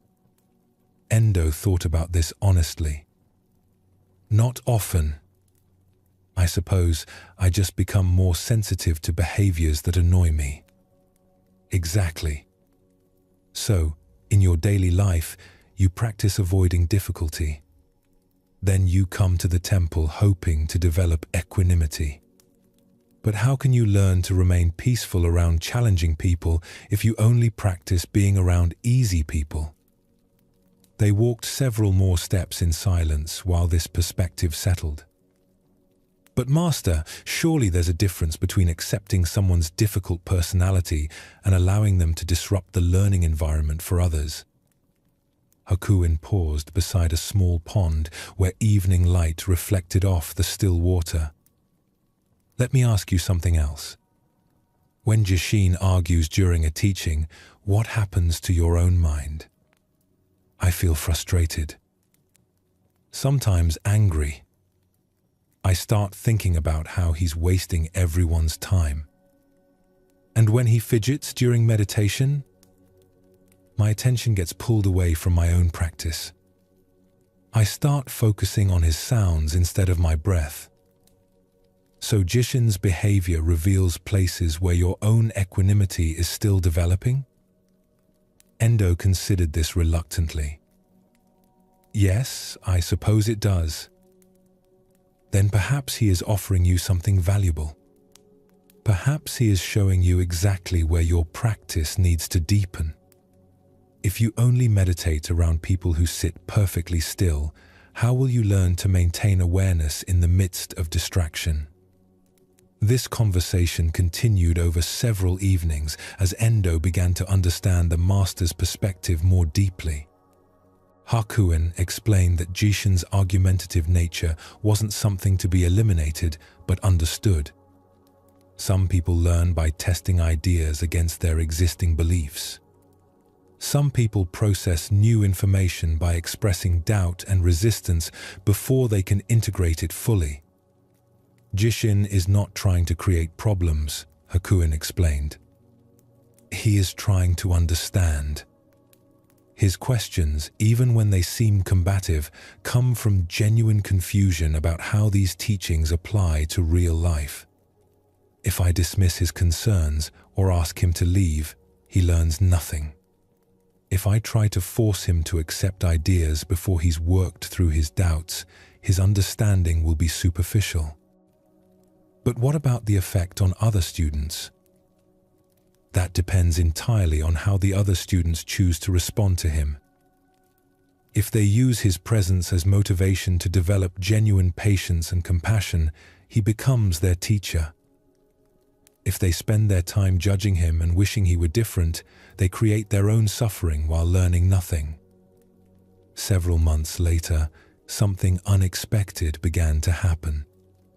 Jishin's arguments became less frequent and more thoughtful. Instead of immediately rejecting new ideas, he would listen to the teaching, ask clarifying questions, and express his doubts more respectfully. His meditation posture stabilized, and while he still occasionally left sessions early, he did so quietly without disturbing others. More importantly, the other students noticed changes in themselves. Those who had initially been most frustrated with Jishin found that their patience in daily life had increased significantly. They were less reactive to difficult people at work, more understanding with family members who had annoying habits, more capable of maintaining inner calm in challenging social situations. During one of their evening conversations, Endo shared this insight with Hakuin. Master, I think I understand now. Jishin wasn't the problem requiring a solution. Our reactions to Jishin were the learning opportunity. And what have you discovered through this learning? That trying to change other people is exhausting and usually ineffective. But using other people's difficult behaviors as practice opportunities for developing patience actually works. It strengthens qualities I want to cultivate. Hakuin smiled. Yes. And what else? That Jishin himself changed naturally once he felt accepted rather than judged. When we stopped resisting his argumentative nature, he stopped needing to defend it so aggressively. Excellent. You have discovered that acceptance often creates space for natural transformation where force creates resistance. Years later, when Endo had become a teacher himself, he would often tell his students about the gift that Jishin had unknowingly provided. Difficult people are not obstacles to your spiritual development, he would say. They are opportunities to practice with challenging emotions while those emotions are actually arising. They teach you whether your equanimity is real or just conceptual. This story reveals a profound truth about how acceptance affects relationships. The master's approach with Jishin demonstrates that trying to change others often backfires, while accepting them creates conditions where natural growth can occur. This doesn't mean tolerating harmful behavior, but it means recognizing that your peace cannot depend on others behaving exactly as you prefer. Notice how the student's frustration with Jishin was actually revealing their own areas of continued reactivity. When someone triggers strong emotions in you, that reaction points to places where your equanimity could deepen. Instead of seeing these people as problems to be solved, you can view them as teachers showing you where practice is needed. The master understood something that conflicts with common intuition. Resistance often strengthens whatever you're resisting. When we push against someone's annoying qualities, they often become more entrenched. But acceptance creates space where people can relax defensive patterns and express their better nature more easily. This doesn't mean becoming passive or allowing yourself to be mistreated. Setting boundaries is sometimes necessary and can be done without judgment or resentment. You can choose to limit contact with people who consistently create problems while still wishing them well internally. But boundaries work better when they come from clarity rather than anger. The transformation that occurred in Jishin illustrates how people often soften when they feel accepted rather than judged. Much difficult behavior comes from feeling misunderstood or criticized. When that pressure is removed through genuine acceptance, the defensive aspects of personality often relax naturally. Perhaps most importantly, practicing acceptance with difficult people develops your capacity for patience and compassion in all relationships. If you can remain centered around someone who triggers you strongly, maintaining peace around easier people becomes simpler. Challenging relationships become a training ground for the very qualities you want to embody. In the same mountain region, there lived an old woman named Grandmother Suki who had practiced Zen for most of her adult life. She was known throughout the area for her kindness and practical wisdom. People would visit her small cottage, seeking advice about family problems, work difficulties, and spiritual questions. Grandmother Suki had one neighbor who tested her patience daily. Mr. Tanaka lived in the house next door and had strong opinions about everything. He complained loudly about other neighbors, criticized the local government, argued with shopkeepers, and regularly shared his negative views about changes happening in their village. Every morning, Mr. Tanaka would stand in his garden and make pronouncements about various problems he observed. The young people today have no respect, he would announce to anyone within hearing. The prices at the market are ridiculous. The weather is all wrong for this time of year. Nothing is as good as it used to be. Most neighbors had learned to avoid Mr.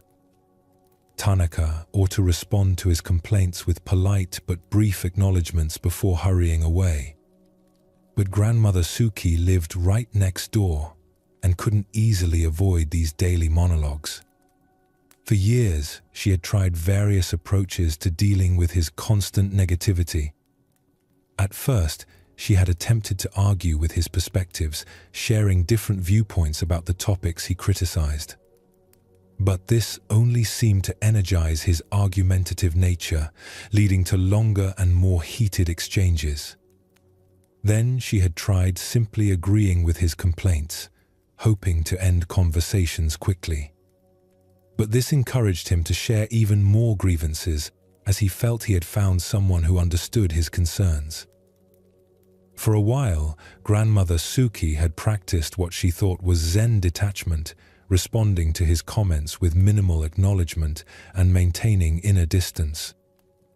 But she noticed that this approach made her feel cold and disconnected, not peaceful.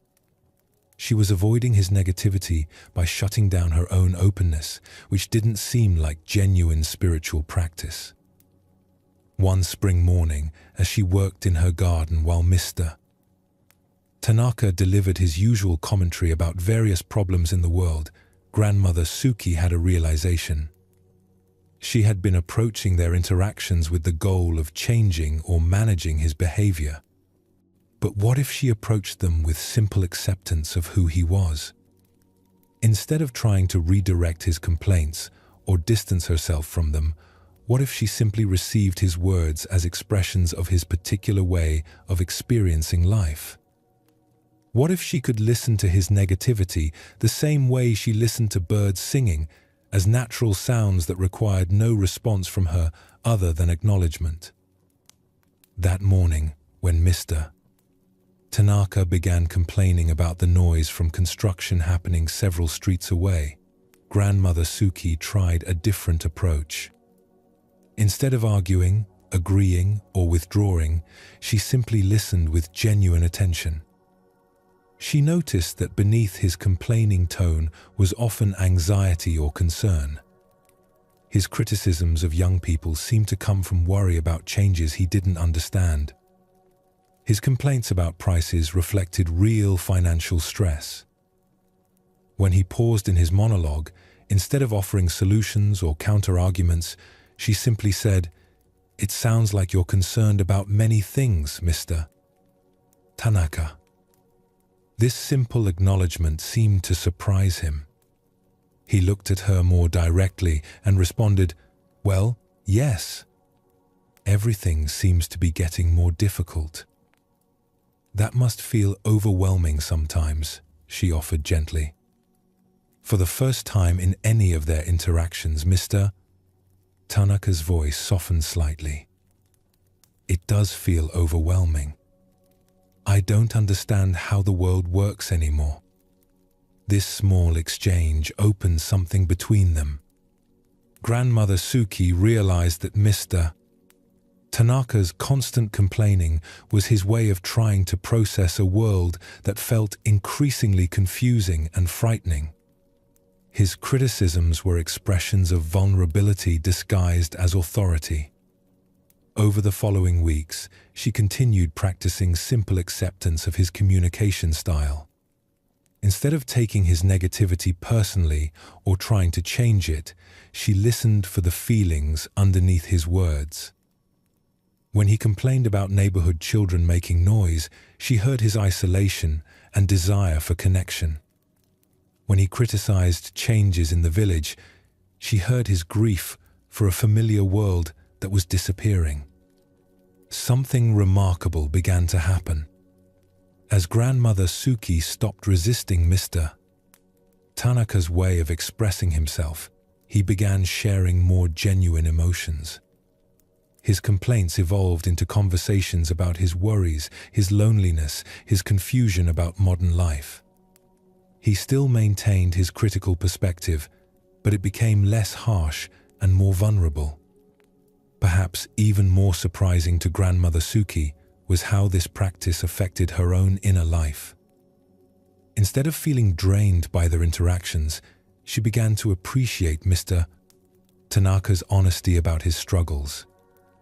His willingness to express dissatisfaction openly, while sometimes uncomfortable, was at least authentic.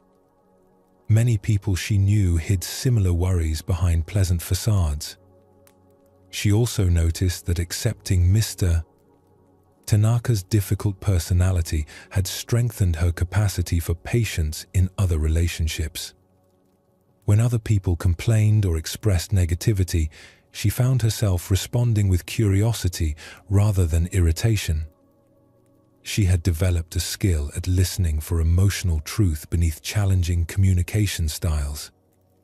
One autumn evening, as they talked over their garden fence, Mr. Tanaka surprised her by asking about her meditation practice. "Suki, you always seem so calm when I go on about my problems. How do you stay peaceful when everything around us is changing so quickly?" She considered her response carefully. "I think I've learned that most people, including myself, are just trying to find their way through confusion and difficulty as best they can. Your concerns about change are real. My meditation just helps me listen to what you're actually saying instead of getting caught up in how you're saying it." Mr. Tanaka was quiet for a long moment. "I know I complain a lot. It probably gets annoying." "You express your worries honestly," she replied. "That takes courage. Many people pretend everything is fine when they're struggling." "I never thought of it that way. Everyone has their own way of processing difficulty. Some people withdraw into silence. Some people stay busy constantly. You think out loud about problems. None of these approaches is wrong. They're just different strategies for dealing with uncertainty." This conversation marked a turning point in their relationship. Mr. Tanaka still expressed plenty of complaints and criticisms, but he also began sharing appreciation for positive aspects of his life. He still worried about changes in their village, but he occasionally mentioned things he was curious about rather than only focusing on what he disliked. Grandmother Suki had discovered something profound about acceptance in relationships. When you stop trying to change someone's fundamental personality patterns and instead listen for the deeper needs those patterns express, connection becomes possible even with people whose style very different from your own. She also learned that accepting someone doesn't mean agreeing with everything they say or enabling harmful behavior. It means recognizing their humanity beneath whatever difficult patterns they express. It means responding to the person rather than just reacting to their problematic behaviors. Years later, when people asked Grandmother Suki for advice about dealing with difficult family members or neighbors, she would often tell them about her experience with Mr. Tanaka. "Most people are not trying to be difficult," she would explain. "They are expressing their pain, fear, or confusion in the only ways they know how. If you can listen for what they actually need instead of focusing on how annoying their expression is, relationships can heal in surprising ways." This story demonstrates how acceptance transforms relationships from the inside out. Grandmother Suki's shift from trying to manage Mr. Tanaka's behavior to simply receiving his communications changed everything, even though his basic personality remained the same. The key insight here is that difficult people often become easier to be around when they feel heard rather than judged. Mr. Tanaka's complaints served a function for him. They were his way of processing overwhelming feelings about changes in his world. When Grandmother Suki recognized this and responded with understanding instead of resistance, he felt safe enough to express more vulnerable emotions. This doesn't mean that all difficult people will transform if you accept them. Some personality patterns are deeply entrenched and may not change significantly regardless of how you respond. But your experience of being around them can change dramatically when you stop fighting their nature and start working with it. Notice how Grandmother Suki's practice strengthened her capacity for patience in all relationships. This is one of the gifts of learning to accept difficult people. They teach you skills that benefit every interaction you have. Practicing patience with someone who challenges you develops genuine equanimity that carries into easier relationships as well. The story also illustrates the difference between acceptance and agreement. Grandmother Suki didn't start believing that all of Mr. Tanaka's criticisms were accurate. She simply stopped fighting his tendency to express dissatisfaction. She could acknowledge his feelings without taking responsibility for solving all the problems he identified. This distinction is important in many relationships. You can accept that someone has a pessimistic outlook without becoming pessimistic yourself. You can acknowledge that someone tends to be critical without defending yourself against every criticism. You can recognize that someone processes emotions differently than you do without trying to change their processing style. Acceptance in relationships often requires letting go of the fantasy that other people will meet all your needs or behave exactly as you prefer. Instead, you learn to appreciate the actual gifts that people offer while not expecting them to provide what they're not capable of giving. Mr. Tanaka couldn't offer the kind of light, positive conversation that some people provide. But he could offer honesty about human struggle, which, in its own way, was valuable. He reminded Grandmother Suki that life includes difficulty and that acknowledging this difficulty doesn't have to lead to despair. The practice of acceptance also includes recognizing that everyone is doing their best with their current level of understanding and emotional capacity. This doesn't excuse harmful behavior, but it provides a context for responding with wisdom rather than reactive judgment. Sometimes the most accepting response is honest communication about how someone's behavior affects you. But this communication works better when it comes from a place of seeking understanding rather than demanding change. When you criticize my choices, I feel defensive and want to withdraw from our conversations is different from you're too negative and need to change your attitude. The first approach describes your experience without making the other person wrong.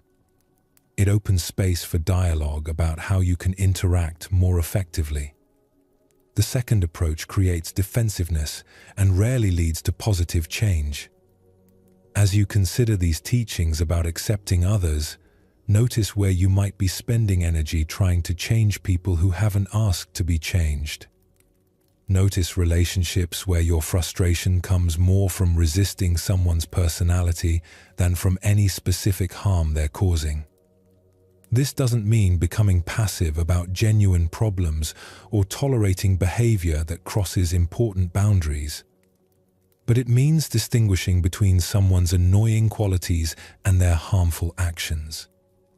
Many relationship difficulties come from trying to eliminate annoying qualities that are actually harmless expressions of someone's particular temperament. The Buddhist understanding of relationships includes recognition that everyone is conditioned by their history, their fears, their limited understanding. The person who irritates you is responding to life through filters shaped by experiences you may know nothing about. This doesn't make their difficult behavior pleasant, but it can make it more understandable and therefore easier to accept. When you practice accepting others as they are, you often discover that your resistance to their personality was creating more suffering than their personality itself. the energy you were spending trying to change them becomes available for enjoying whatever positive qualities they do possess. The monks and teachers in these stories discovered that acceptance doesn't make you weak or naive. It makes you more discerning about where to put your energy.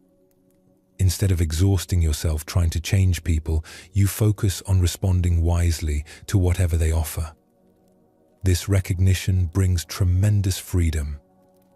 You can love people without needing them to be different. You can maintain your own values without requiring everyone to share those values. You can experience irritation with someone's behavior without believing that their behavior must change for you to be okay. Rest now in this possibility. That relationships can be lighter when you stop carrying the weight of trying to improve other people. That love becomes more available when it's not mixed with the project of fixing someone. That acceptance creates space for authentic connection in ways that resistance never can. The mountains where these stories unfold stand peacefully regardless of the weather that passes over them. They don't resist wind or demand sunshine. They simply remain stable through all conditions. This same quality of steady presence is available in your relationships. Not changing others, but meeting them with the kind of consistent openness that allows everyone's better nature to emerge naturally. Sleep deeply in this understanding. That accepting others is not giving up on improvement or growth. It is recognizing what you can and cannot control. It is choosing to focus your energy where it can actually make a difference. And often that difference begins not with changing anyone else, but with changing how you meet whatever they offer. In a monastery garden known for its beauty, there lived an elderly monk named Enzo, who tended the grounds with extraordinary care. For 30 years he had cultivated flowers, vegetables, and fruit trees that were admired by visitors from across the region. The garden was his life's work, and many considered it a living expression of Dharma principles made visible in earth and growing things. Enzo had developed techniques passed down through generations of monastic gardeners. He knew which plants thrived in shade, which needed full sunlight, how to prepare soil for different seasons, when to prune and when to allow natural growth. The garden responded to his attention with abundant harvests and breathtaking seasonal displays that seemed to embody the harmony between human effort and natural cycles. But one autumn, an early frost arrived without warning. Overnight, temperatures dropped far below what was normal for that time of year. Enzo woke to find that most of his tender plants had been killed. The late blooming flowers he had carefully protected through summer lay blackened and wilted. Vegetables that should have provided food for the community through winter were destroyed before they could be harvested. Walking through the devastated garden that morning, Enzo felt something he had not experienced in many years of practice. Deep grief mixed with anger at the seeming arbitrariness of the loss. All his careful planning, all his patient cultivation, all his knowledge accumulated over decades seemed suddenly meaningless in the face of forces beyond his control. Other monks in the community expected Enzo to accept the loss with the equanimity he had demonstrated in smaller setbacks over the years. They offered consoling words about impermanence and the natural cycles of growth and decay. But Enzo found these familiar teachings felt hollow in the face of such widespread destruction. Accepting the withering of a few plants was different from watching an entire season's work disappear overnight. For several days, Enzo avoided the garden entirely. When responsibilities required him to be there, he moved through the damaged areas quickly, focusing only on essential tasks without his usual mindful attention. The sight of his destroyed plants created a physical ache in his chest that he didn't want to feel. He told himself he was being dramatic, that attachment to outcomes was creating unnecessary suffering, but intellectual understanding didn't ease the actual pain he was experiencing. A week after the frost, Enzo's teacher, Master Dogen, asked him to take a walk through the damage together. They moved slowly along paths where vibrant life had given way to brown stems and blackened leaves. For a long time, neither spoke. Finally, Master Dogen paused beside a section where Enzo's prize chrysanthemums had been growing. The elaborate blooms he had been nurturing for months to peak perfectly in late autumn lay collapsed, their colors turned to brown and black. "Tell me what you see here," the master said quietly. "I see destruction, waste, all that careful work brought to nothing. Look more carefully. What else is present?" Enzo looked again, reluctantly. At first, he saw only the devastation he had been avoiding for days. But as he stood longer in one spot, forcing himself to really observe, other details began to emerge. The frost had killed the tender flowering tops of plants, but many of the root systems remained alive underground. Some of the hardier perennials showed new green shoots already emerging at their base. Seeds from this year's flowers lay scattered in the soil, some probably already beginning the slow process of germination that would lead to next year's blooms. "I see that some things survived," he admitted. "And what else?" This was harder. Enzo looked beyond the immediate area of flower beds to places where wild plants grew along the garden's edges. The native grasses and trees that had adapted to local conditions over many years showed no signs of frost damage. Their deep roots and hardy constitutions had carried them through the same cold that destroyed his more delicate, cultivated varieties. "I see that what belongs to this place naturally was not harmed." Master Dogen nodded. The frost was not personal. It was not punishment for any error in your gardening. It was simply weather arriving when weather arrives. Your pain comes not from the frost itself, but from your expectation that nature should follow your timeline rather than its own. They continued walking. In sections where vegetables had grown, Enzo saw that underground crops like carrots and potatoes had been little affected. Root vegetables seemed almost improved by the cold shock, their natural sugars concentrated by the sudden temperature change. "I had planned to harvest these gradually over several weeks," Enzo said, looking at the potato beds. "Now they must all be dug at once." "And is this necessarily problematic?" "It's different from what I planned. More work in a shorter time.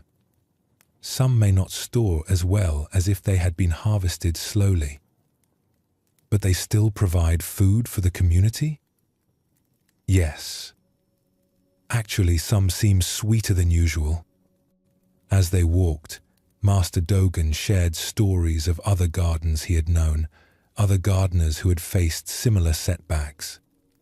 He spoke of droughts that taught communities to value water differently, floods that revealed which building foundations were truly solid, insects that showed which plants had developed genuine resistance rather than just temporary protection. Each difficulty reveals something that steady conditions keep hidden, the master explained.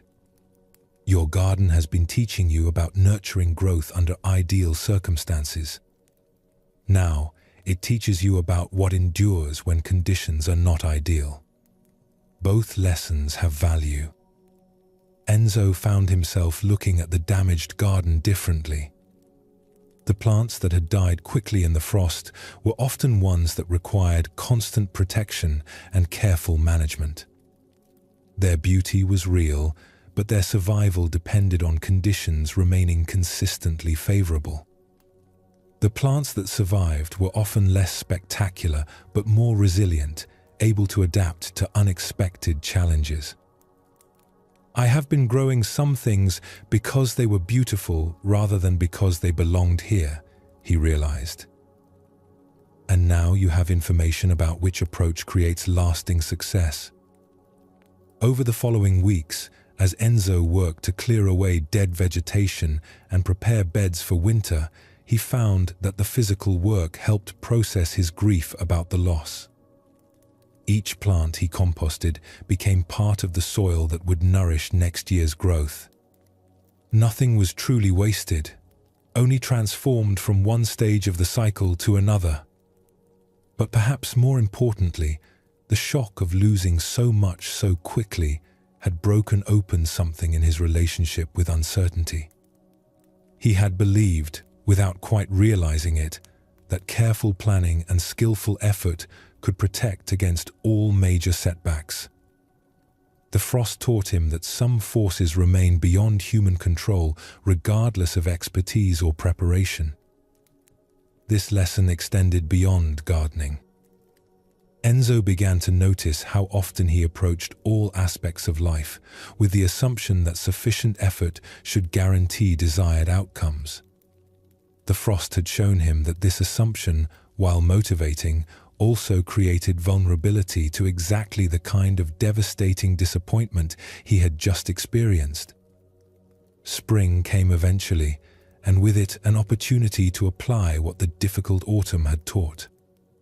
Enzo planted differently that year. He focused more on native varieties that had proven their ability to survive local conditions. He created less elaborate displays and more robust ecosystems. He prepared for seasonal changes rather than hoping they would be mild. The garden that emerged was less dramatic in some ways than what he had created before, but it possessed a quality of groundedness that his previous efforts had sometimes lacked. It seemed to belong more completely to the place where it grew. And when the next early frost arrived several years later, the damage was much less severe. The early frost was a harsh teacher, Enzo would later explain to new gardeners who came to learn from his approach. But it taught me things about resilience and adaptation that decades of favorable weather could not.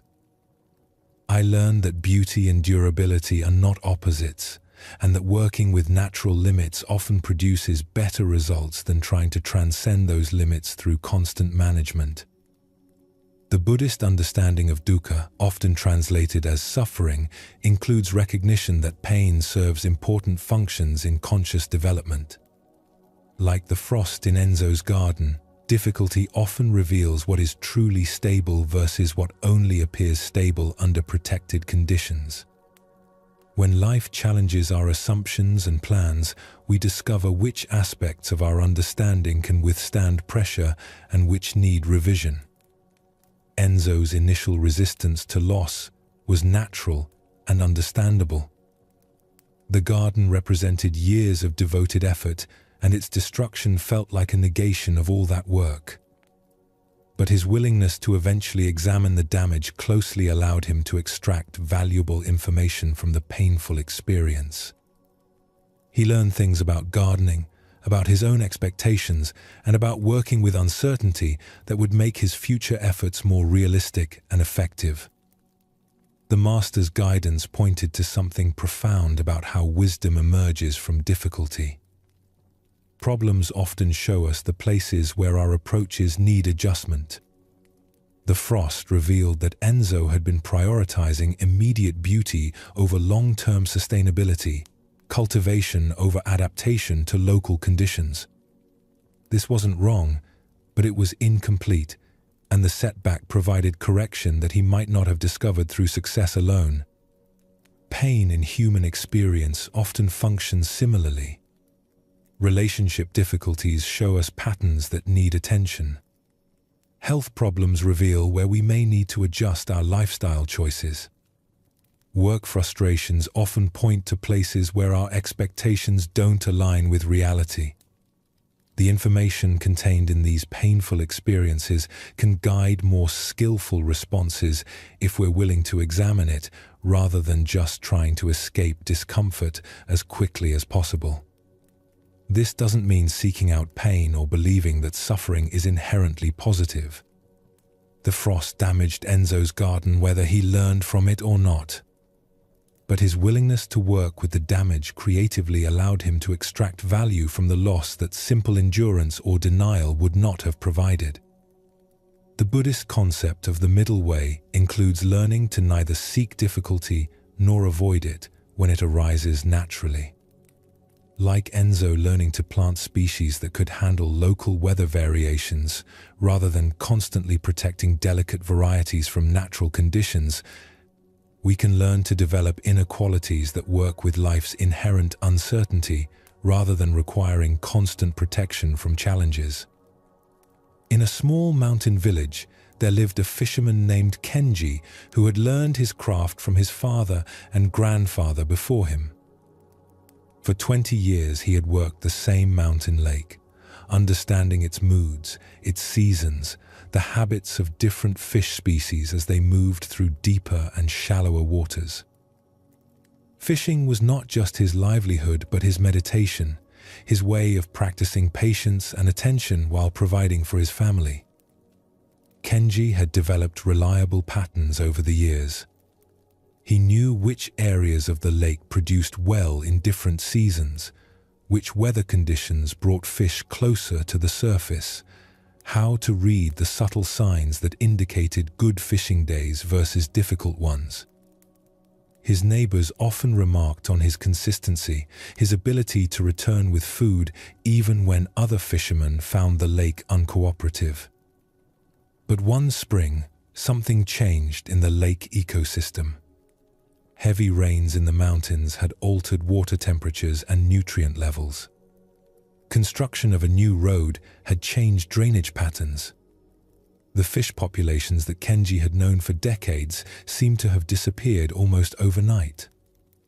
Day after day, he would set out with his usual equipment to his familiar spots and return with empty nets. At first, Kenji assumed this was temporary. Mountain lakes often went through brief periods of poor fishing. He tried different locations, different times of day, different bait and techniques. But weeks passed without improvement. 0. 5. His family's food stores began to dwindle, and neighbors started offering help that he was reluctant to accept. The practical problems were serious, but the emotional impact surprised Kenji even more. His identity had become deeply connected to his skill as a fisherman. He took pride in his ability to read the lake, to provide reliable sustenance through his knowledge of its patterns. When his expertise suddenly failed to produce results, he felt lost in ways that went beyond immediate concerns about food and income. Sitting by the empty lake one evening after another unsuccessful day, Kenji felt something close to despair. All his years of learning seemed meaningless. The lake that had been his teacher and partner now felt foreign, almost hostile. He questioned not just his fishing technique, but his understanding of the natural world, his place within it, his ability to navigate uncertainty. An elderly woman named Grandmother Hannah lived in a cottage near the lake shore. She had watched Kenji's struggles with compassion, but had waited to offer advice until she sensed he might be ready to receive it. That evening, she approached him as he sat staring at the still water. "The lake feels different these days," she said quietly, settling beside him on the rocky shore. "It's not the same lake anymore," Kenji replied with bitterness. "Everything I learned about fishing here seems useless now. Tell me, what did you learn during all those years of successful fishing?" 0. 5. Kenji considered this. "I learned patience. How to read subtle signs. How to adapt my approach to different conditions. How to remain still and alert for long periods." And do you still possess these qualities? I suppose so. But they don't help when there are no fish to catch. Grandmother Hana was quiet for several minutes, watching the sunset reflect off the water. I've lived by this lake for 70 years, she eventually said. I've seen it go through many changes. Times when certain fish disappeared completely, only to return years later. Times when new species appeared. Times when the water itself seemed to sleep. How do you bear watching something you love change beyond recognition? I learned that loving the lake meant loving all its phases, not just the ones that served my needs. The lake has never existed for my benefit alone. It follows its own rhythm, responds to forces much larger than my daily concerns. They sat in comfortable silence as stars began to appear. Then Grandmother Hana asked, "What if this difficult time is teaching you something that good fishing could not? What could it possibly teach me that 20 years of successful fishing didn't? What has this struggle revealed about your relationship with uncertainty?" Kenji thought about this honestly. It's shown me that I had become dependent on predictable outcomes. I thought my skill guaranteed success. When that guarantee disappeared, I felt helpless. And what else? That my sense of identity was too narrow. I defined myself by my ability to catch fish rather than by deeper qualities. Yes. And what have you learned about receiving help from others? This was harder to admit. That my pride made it difficult to accept support when I needed it. That I had been thinking of myself as self-sufficient when actually I was dependent on conditions remaining stable. Grandmother Hana nodded. The empty nets have been teachers too, haven't they? Over the following months, as Kenji struggled with continued poor fishing, he began to apply these insights practically. He started accepting help from neighbors when it was offered, which strengthened community bonds he hadn't realized had grown weak during his years of easy success. He learned other skills that could supplement fishing income, discovering that diversifying his capabilities made him more resilient. Perhaps most importantly, he began to relate differently to uncertainty itself. Instead of seeing unpredictable outcomes as personal failures, he started viewing them as natural aspects of depending on wild systems that followed their own patterns. This shift didn't eliminate his preference for good fishing days, but it reduced his suffering during difficult periods. The lake gradually recovered some of its fish populations, though never exactly as they had been before the environmental changes. When Kenji's nets began filling again, his appreciation for abundance had deepened. He no longer took good fishing for granted, understanding now how quickly conditions could change despite all human preparation and skill. The empty nets taught me humility, he would later tell aspiring fishermen who came to learn from his experience. They showed me the difference between skill and control, between confidence and arrogance. They revealed strengths I didn't know I had, and weaknesses I hadn't recognized. I wouldn't choose to repeat that difficult time, but I wouldn't trade what it taught me either. The fisherman's story illustrates how setbacks can reveal dependencies and assumptions that success keeps hidden. When conditions remained favorable, Kenji could maintain the illusion that his skill guaranteed outcomes.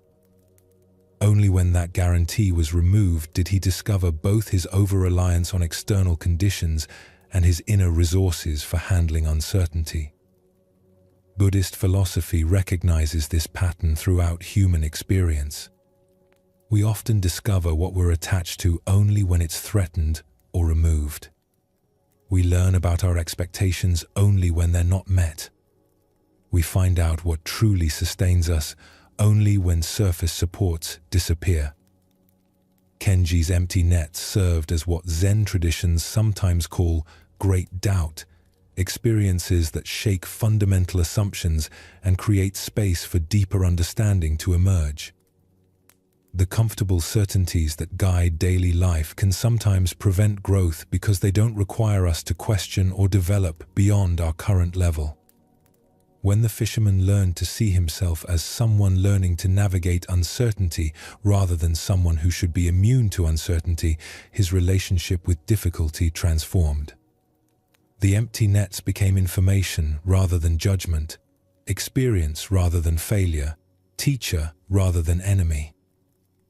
Grandmother Hana's perspective represents the wisdom that comes from observing many cycles over time. She had witnessed the lake through various phases and understood that each period offered its own lessons and gifts. What seemed like devastating change from the perspective of human plans appeared as natural variation from the perspective of longer time frames. This doesn't minimize the real hardship that unexpected change can create. Kenji's family needed food, and his fishing skills had provided that need for many years. The practical challenges were genuine and required real solutions. But the suffering that came from believing the change shouldn't be happening, or that it reflected personal inadequacy, was optional and could be addressed through shifting perspective. The fisherman's eventual return to more productive fishing, though under changed conditions, illustrates another aspect of how difficulty teaches. Often, after working through major challenges, we find that previous capacities return but are now held more lightly. Success becomes appreciated rather than expected, provisional rather than permanent, gift rather than entitlement. Both Enzo and Kenji discovered that their painful experiences revealed important information about how to live more skillfully. The gardener learned to work with natural limitations rather than constantly fighting them. The fisherman learned to hold his expertise more humbly while developing backup resources for difficult times. These weren't consolation prizes for suffering, but authentic wisdom that emerged through engaging difficulty with awareness rather than just enduring it. The composting process that Enzo used with his dead plants provides a model for how conscious beings can work with painful experiences constructively. Raw pain, like fresh organic matter, often needs time and proper conditions to break down into elements that can nourish growth.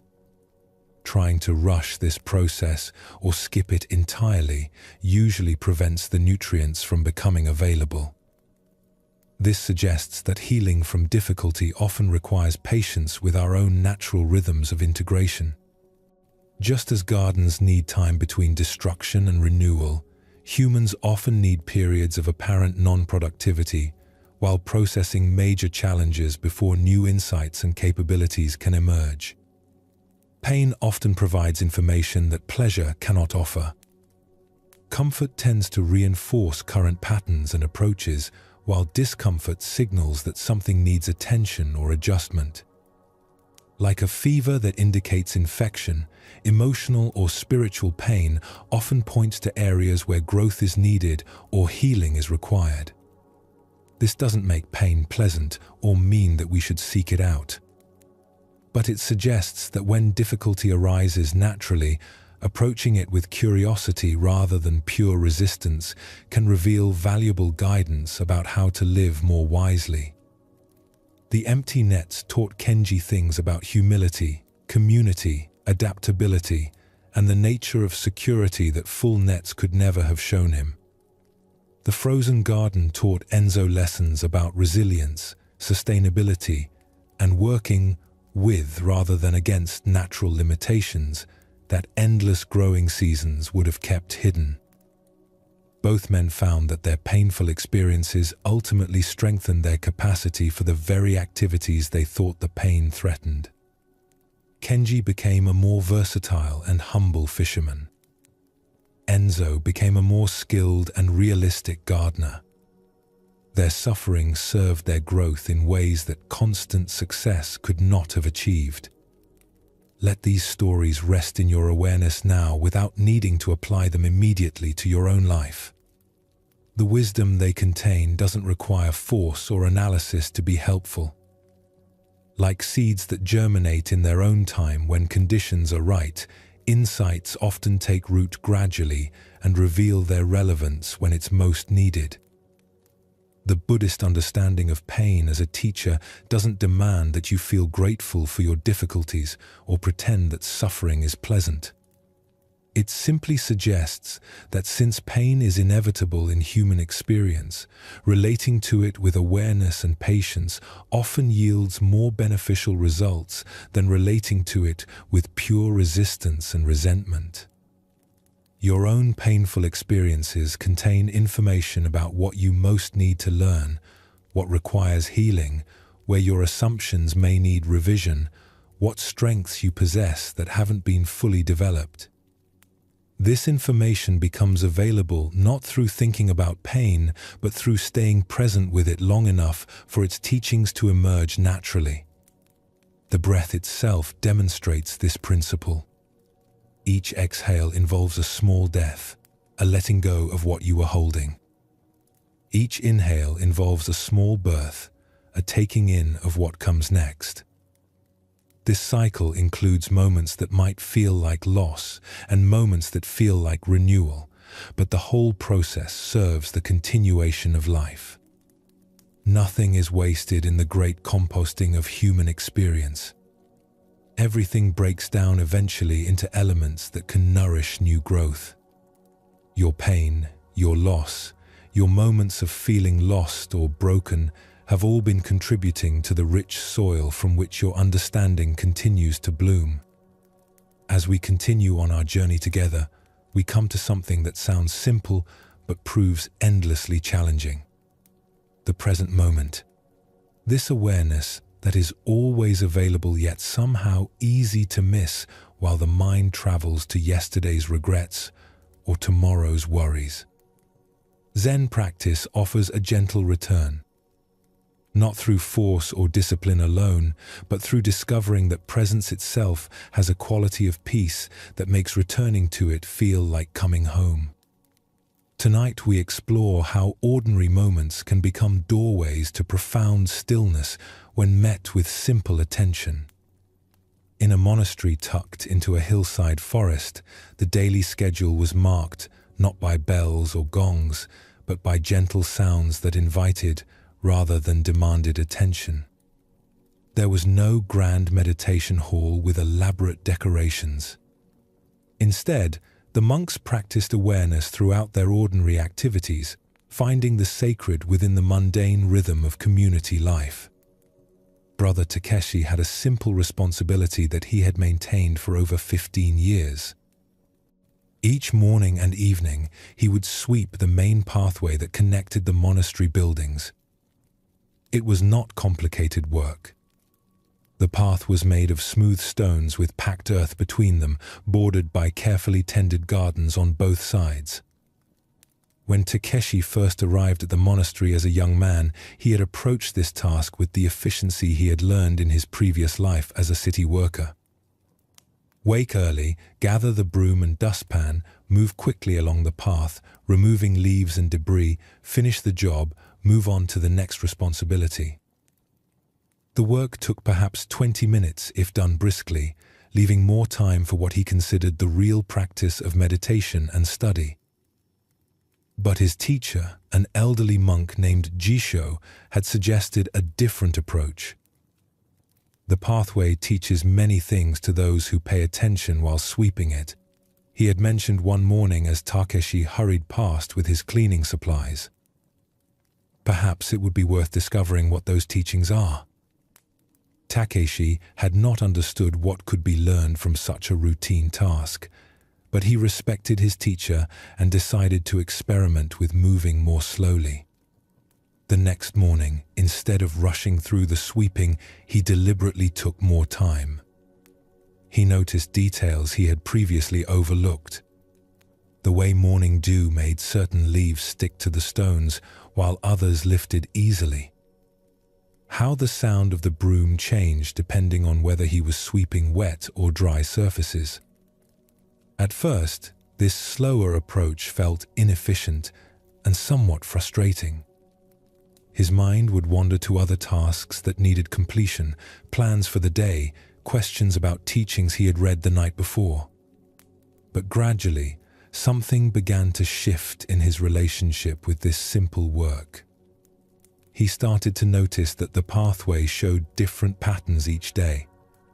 Some mornings brought heavy accumulations of fallen leaves that required patient, systematic clearing. Other mornings revealed just a light scattering of debris that could be gathered quickly. Rainy periods created muddy patches that needed careful attention. Dry spells left dust that required a different sweeping technique entirely. Instead of treating these variations as obstacles to completing the job efficiently, Takeshi began to see them as information about natural cycles and changing conditions. The pathway was teaching him about seasons, weather patterns, the life cycles of the plants and trees that surrounded it. What had seemed like mindless work started to feel like a conversation with the environment. Perhaps more importantly, he began to notice his own mind's patterns as he swept. Some days he felt energetic and alert, moving with ease and satisfaction through the work. Other days he felt tired or distracted, and the same simple task seemed burdensome. Some mornings his thoughts were clear and focused. Others brought mental chatter that pulled his attention away from the immediate activity. Rather than judging these variations in his mental state, Takeshi learned to observe them with curiosity. He discovered that trying to force concentration when his mind felt scattered usually made the distraction worse. But accepting whatever level of attention was naturally available and working with it gently often led to moments of surprising clarity and presence. One morning, several months into this more mindful approach to sweeping, something unexpected happened. As Takeshi moved slowly along a section of the path, completely absorbed in removing autumn leaves that had fallen overnight, he suddenly realized that his usual mental commentary had completely stopped. For perhaps 10 or 15 minutes, there had been only sweeping. No thoughts about yesterday or tomorrow. No internal dialogue about the work itself. Just the simple motion of the broom, the sound of leaves gathering, the feeling of his feet steady on the stones. The experience was not dramatic or mystical. It was simply a period of complete presence with the activity at hand. But the quality of peace that pervaded those moments was unlike anything Takeshi had experienced during formal sitting meditation. There was no sense of trying to achieve a particular state of mind. 0. 5. No effort to maintain concentration. Just natural absorption in the immediate task. When his teacher Jisho walked by later that morning and asked about the path cleaning, Takeshi tried to describe what had happened. "Master, while sweeping this morning, I seemed to disappear into the activity. There was no sense of someone doing sweeping, just sweeping happening by itself. It felt incredibly peaceful, but also ordinary." Jisho smiled knowingly. "And what did you learn from this experience?" "That presence isn't something I have to create or achieve. It's already here when I stop interfering with it." "Excellent. And what else?" Takeshi considered this. That any activity can become a doorway to awareness if I bring genuine attention to it. The sweeping itself wasn't special, but my quality of attention made it feel sacred. Yes. The path you clean each day is also the path to awakening. Not because sweeping has magical properties, but because full attention to any present moment reveals the nature of awareness itself. Over the following years, Takeshi's morning and evening sweeping became the foundation of his spiritual practice. Not in a rigid or prescribed way, but as a daily opportunity to return to presence, to notice the quality of his attention, to practice meeting whatever conditions arose with acceptance and care. Some days the sweeping still felt routine. Other days it opened into profound stillness. He learned not to chase the extraordinary moments or judge the ordinary ones.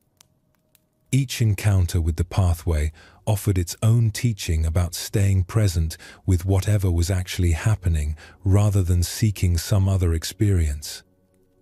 Word of Takeshi's approach to his simple work began to spread among other monastics in the community. Young monks who were struggling with formal meditation would question him about how ordinary activities could become spiritual practice. His response was always the same: pick one simple task that you do regularly. For several weeks, bring your complete attention to that task whenever you do it. Notice what happens when you stop rushing through it and start participating in it fully. Many discovered that washing bowls mindfully was as powerful as sitting in meditation. Others found that walking between buildings with genuine presence brought the same quality of awareness that years of reading sacred texts had been pointing toward.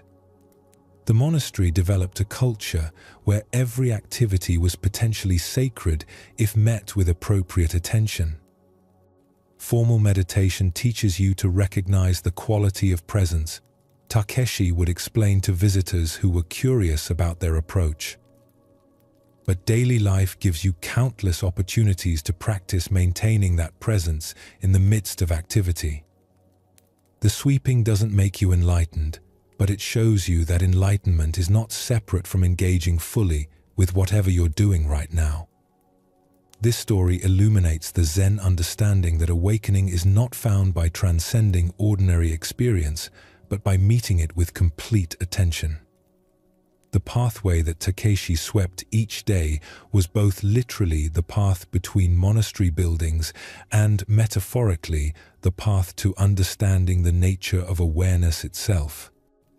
What transformed routine work into spiritual practice was not the activity, but the quality of presence Takeshi brought to it. This points to something profound about how awareness operates. It is not dependent on special conditions or extraordinary experiences.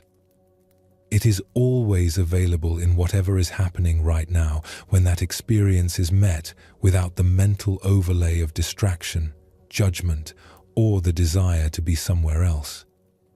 The monk's discovery that presence emerges naturally when interference stops reflects a core Zen insight. Awareness is the natural state of consciousness. The challenge is not creating awareness, but learning to notice and trust the awareness that is already present beneath the constant movement of thoughts and preferences. Takeshi's initial approach to sweeping represented how we often move through daily life. Efficient, goal-oriented, focused on completion rather than participation. This approach accomplishes tasks but misses the deeper nourishment that comes from full engagement with present experience. When he learned to slow down and pay attention, routine work became a doorway to the very peace that formal meditation aims to cultivate. The experience of disappearing into the activity points to something profound about the nature of self and presence. When complete attention is given to immediate experience, the usual sense of being separate from that experience often dissolves. There's no longer someone doing something and something being done.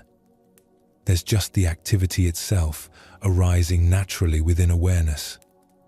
This dissolution of subject-object duality is often described in mystical terms, but Takeshi's experience shows how it can emerge through the simplest activities when they're met with wholehearted presence. The sacred is not hidden behind the ordinary. It is revealed through bringing sacred attention to ordinary moments. Brother Takeshi's influence on the monastery community illustrates how present moment awareness becomes contagious when it's embodied rather than just discussed. Other monks were drawn to investigate their own daily activities more mindfully, not because they were lectured about the importance of presence, but because they witnessed the peace and authenticity that emerged from Takeshi's approach to his simple work. The suggestion to pick one regular activity and practice bringing complete attention to it offers a practical entry point for developing present moment awareness.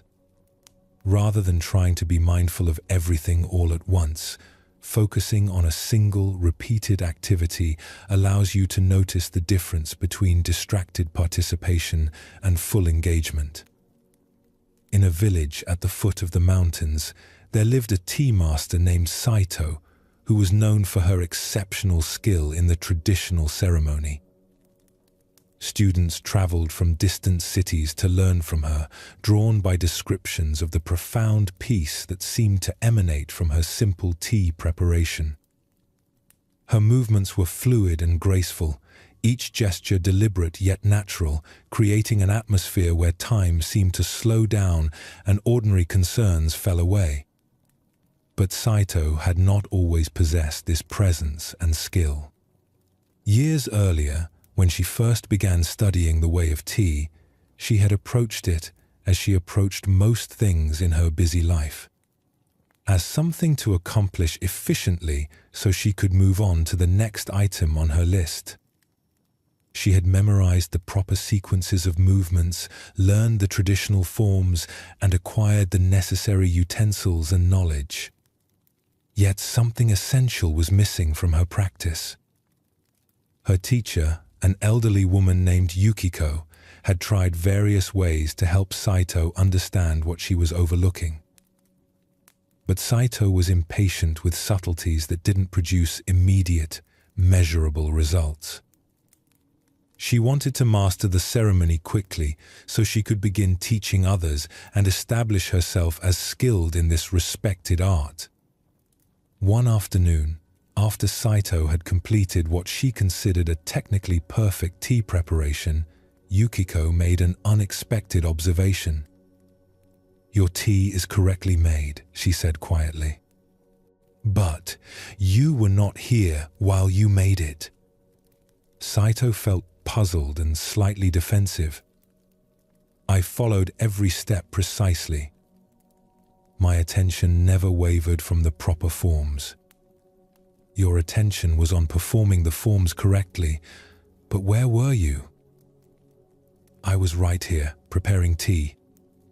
Yukiko said nothing more that day, but she suggested that for the next week, Saito should prepare tea only for herself. Not for practice, not to demonstrate her growing skill, not with any goal other than simply making and drinking tea when she was genuinely thirsty. This suggestion felt almost insulting to Saito. She had been working hard to develop expertise, and now her teacher was asking her to step backward into informal practice. But she respected Yukiko enough to follow the guidance, despite her frustration. The first few days of this informal tea preparation felt awkward and pointless.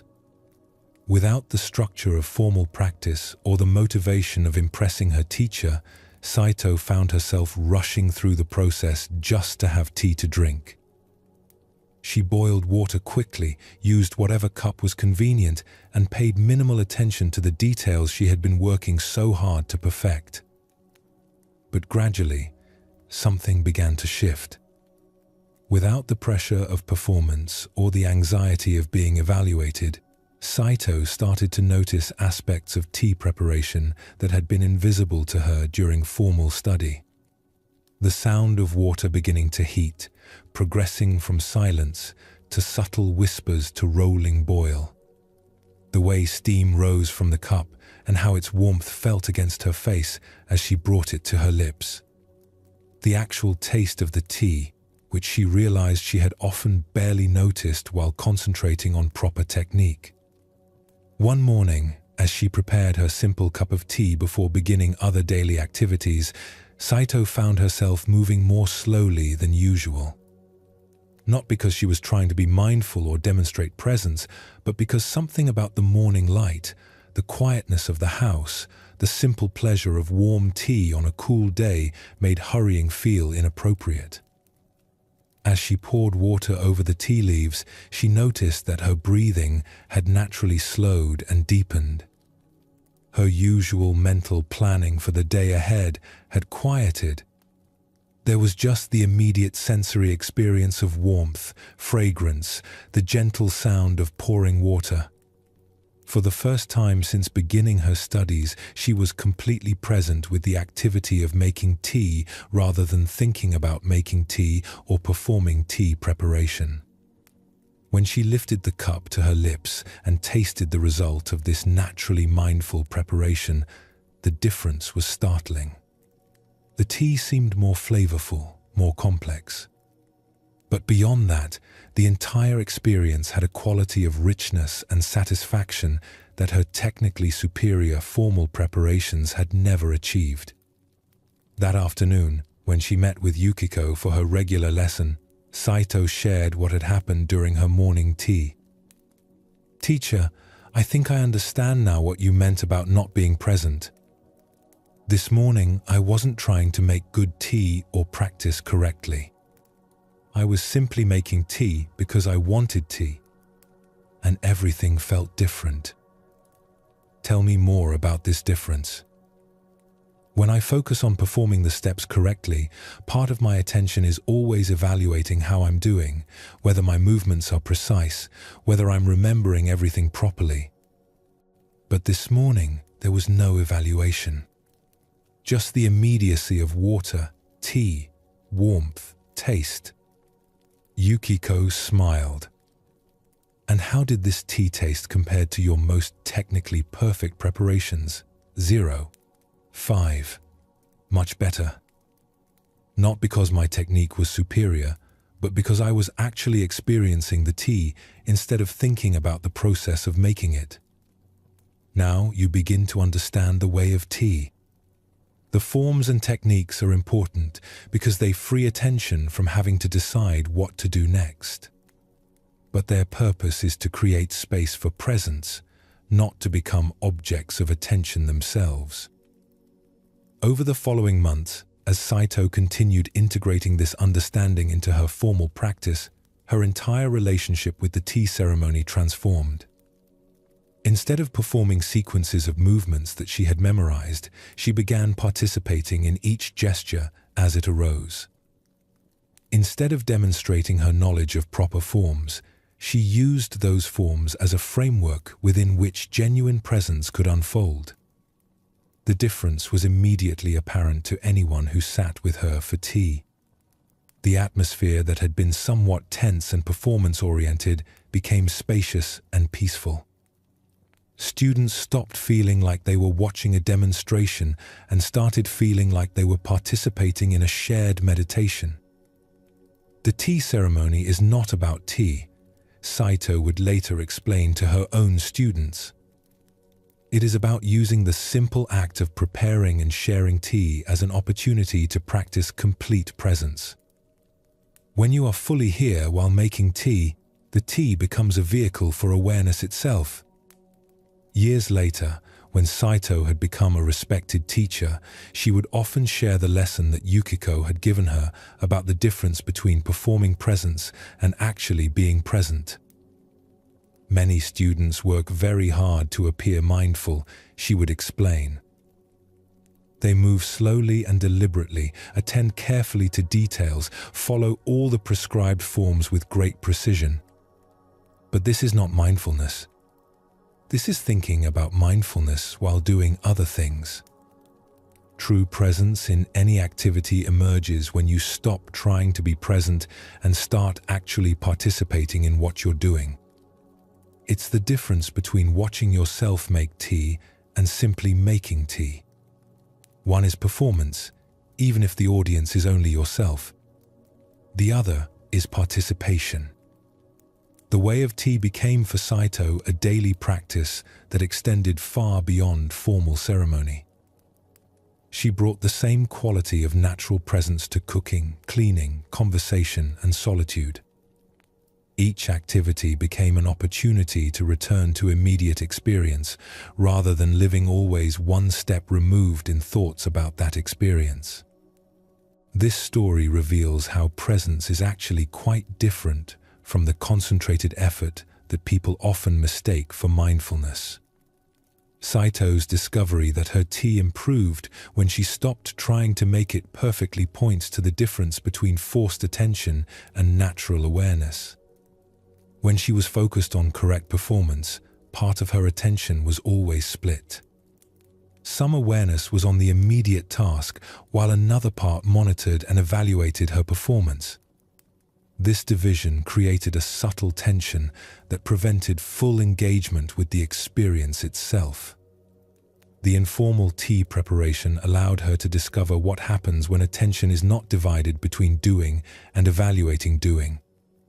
When the goal shifted from demonstrating competence to simply enjoying tea, her natural awareness could settle completely into immediate sensory experience. This illustrates something profound about how presence operates.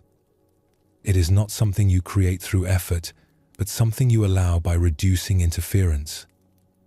When the mind stops dividing experience into performer and performance, subject and object, awareness naturally becomes absorbed in whatever is happening. The tea ceremony's forms and traditions served an important function once Saito understood their purpose. They weren't ends in themselves, but scaffolding that could support natural presence.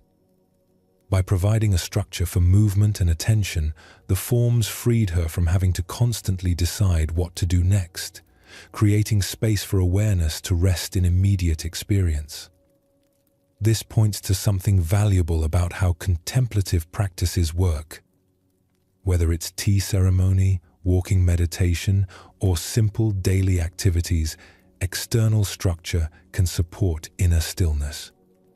But the structure must be held lightly as a container rather than as the content itself.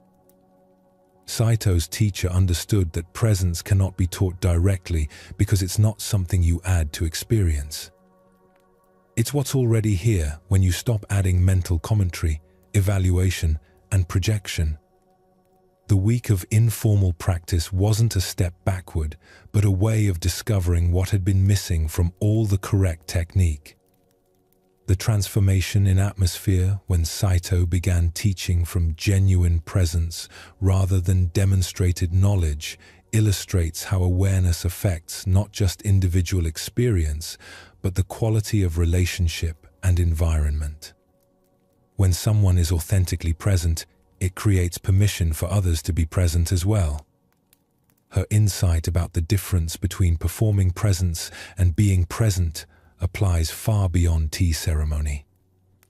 In meditation, people often work hard to appear mindful to themselves, carefully monitoring their posture, breath, and mental states. But this self-conscious mindfulness can actually prevent the natural absorption that emerges when attention settles into direct experience. The same principle appears in conversations, where listening with effort to seem like a good listener is different from simply being interested in what someone is saying. It appears in work, where trying to be mindful while performing tasks creates a different quality of engagement than becoming absorbed in the tasks themselves. Saito learned that presence is more like falling asleep than like lifting weights. You create the right conditions and then allow something natural to occur rather than forcing it to happen. When she stopped trying to make perfect tea and simply made tea with care and attention, presence emerged on its own. Both stories in this artifact point to the same essential teaching. Presence is not an achievement, but a return. Not something exotic that requires special conditions, but the natural result of meeting whatever is happening with complete attention. The monk sweeping the path and the woman preparing tea both discovered that ordinary activities become extraordinary when met with wholehearted participation. not because the activities themselves change, but because undivided attention reveals qualities of richness, peace, and connection that scattered awareness overlooks. This understanding transforms daily life from a series of tasks to be completed into opportunities for moments of genuine presence. Without needing to withdraw from the world or create special meditation schedules, awareness can be cultivated through bringing full attention to whatever is already happening. The breath is perhaps the most immediate teacher of this principle. Each inhale and exhale happens only once. This breath will never occur again in exactly this way.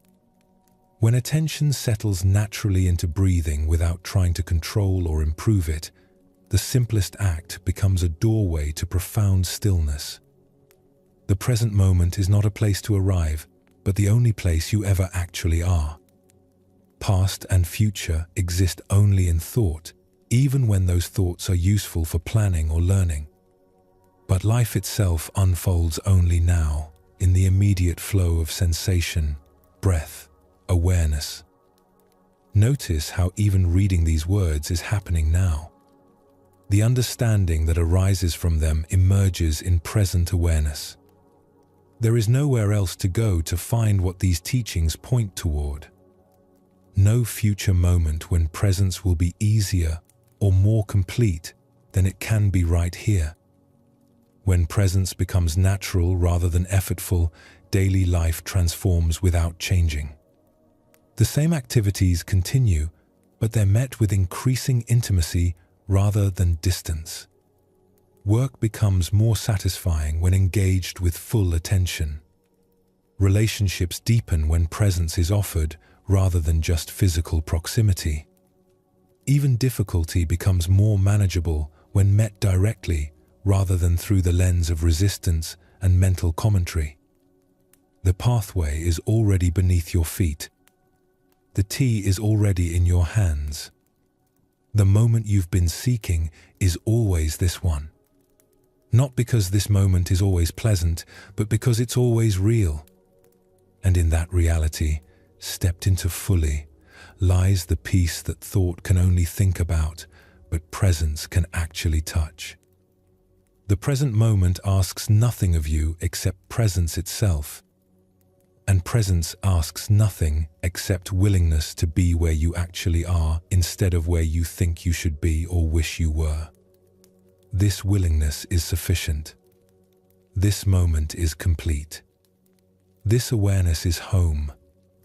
As we continue on our journey together, we arrive at something that touches every person who has ever tried to make something happen.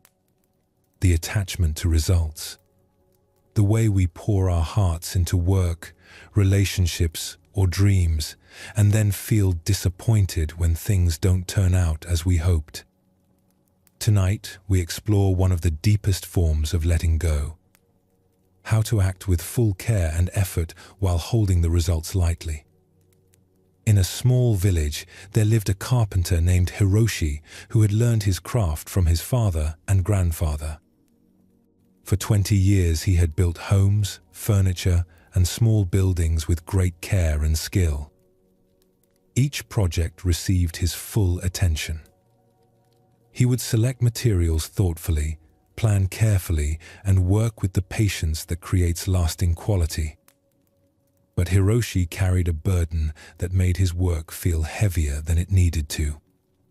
He worried constantly about whether his customers would be satisfied, whether his work would last as long as he hoped, whether people would appreciate the care he put into each piece. After finishing a project, instead of feeling satisfaction, he would often lie awake wondering if he had made the right choices, if the wood would age well, if his craftsmanship was truly good enough. This worry had begun to affect not just his sleep, but his enjoyment of the work itself. While carving or joining pieces of wood, part of his attention was always jumping ahead to imagine how the finished product would be received. Instead of being present with the immediate task of shaping wood, he was mentally rehearsing conversations with customers or worrying about problems that might arise years in the future. One autumn, an old monk named Master Chen visited the village and commissioned Hiroshi to build a simple meditation bench. It was not a complicated piece, just a low wooden seat that would allow comfortable sitting during long periods of practice. But Master Chen made an unusual request. "I would like you to build this bench," he said, "but I want you to know that I may never use it." Hiroshi felt confused. Why would you commission furniture you might not use? "I am very old," Master Chen explained. "My time in this body may end before your work is complete. Or I may find that my knees are too stiff for sitting when the bench is ready. Or I may discover that I prefer to practice in a different way. I cannot promise you that your efforts will result in the outcome you envision." "Then why have me build it at all?" "Because building with care has value independent of how the finished product is used. I want to commission good work, not guaranteed results." This perspective puzzled Hiroshi, but he agreed to take on the project. As he began working on the meditation bench, he found Master Chen's words returning to him frequently. For the first time in years, he was building something where the purpose might never be fulfilled in the expected way. Yet the old monk had seemed genuinely pleased to offer this commission. At first, this uncertainty made the work feel strange and somewhat pointless. If the bench might never serve its intended function, why put his usual care into selecting the perfect wood, planning the most comfortable proportions, smoothing every surface to silky perfection? Part of him wanted to simply build something adequate, since there was no guarantee it would ever be properly appreciated or used. But something deeper in Hiroshi resisted this approach. His hands knew how to work with care, and they seemed to want to continue working that way regardless of what might happen to the finished piece. As he shaped and smoothed the wood, he began to notice that the satisfaction came not from imagining the monk's eventual use of the bench, but from the immediate experience of working skillfully with good materials. Working on a project with uncertain outcomes gradually revealed something that 20 years of worrying about results had hidden from him. He loved the work itself. The smell of freshly cut wood, the feel of grain beneath his hands, the satisfaction of joints fitting perfectly together. These pleasures existed completely independent of what happened after the work was done. As the weeks passed and the bench neared completion, Hiroshi realized that his usual anxiety about customer satisfaction was absent. Without the pressure of needing the outcome to justify his efforts, he could simply enjoy the process of creating something beautiful and functional. Each day of work felt complete in itself, rather than just a step towards some future validation. When Master Chen returned to see the finished bench, his reaction surprised Hiroshi. Instead of examining the workmanship or testing the comfort as most customers did, the old monk simply placed his hand on the smooth wood surface and smiled. "This was made with love," he said quietly. "How can you tell?" "Because love always shows in the quality of attention given to small details. Look at these corners, this smoothness, the way these pieces fit together. This kind of care comes only when someone is present with their work, rather than focused on what the work will bring them." Master Chen did end up using the bench regularly during the remaining months of his life. But more importantly for Hiroshi, their conversation had revealed something about his relationship with all his work that transformed his experience of carpentry from that day forward. "I used to think that good results validated good work," Hiroshi would later tell his apprentices. "But I learned that good work is its own validation. When you build with care and skill, that care and skill exist whether or not the final outcome meets anyone's expectations. The wood receives your attention.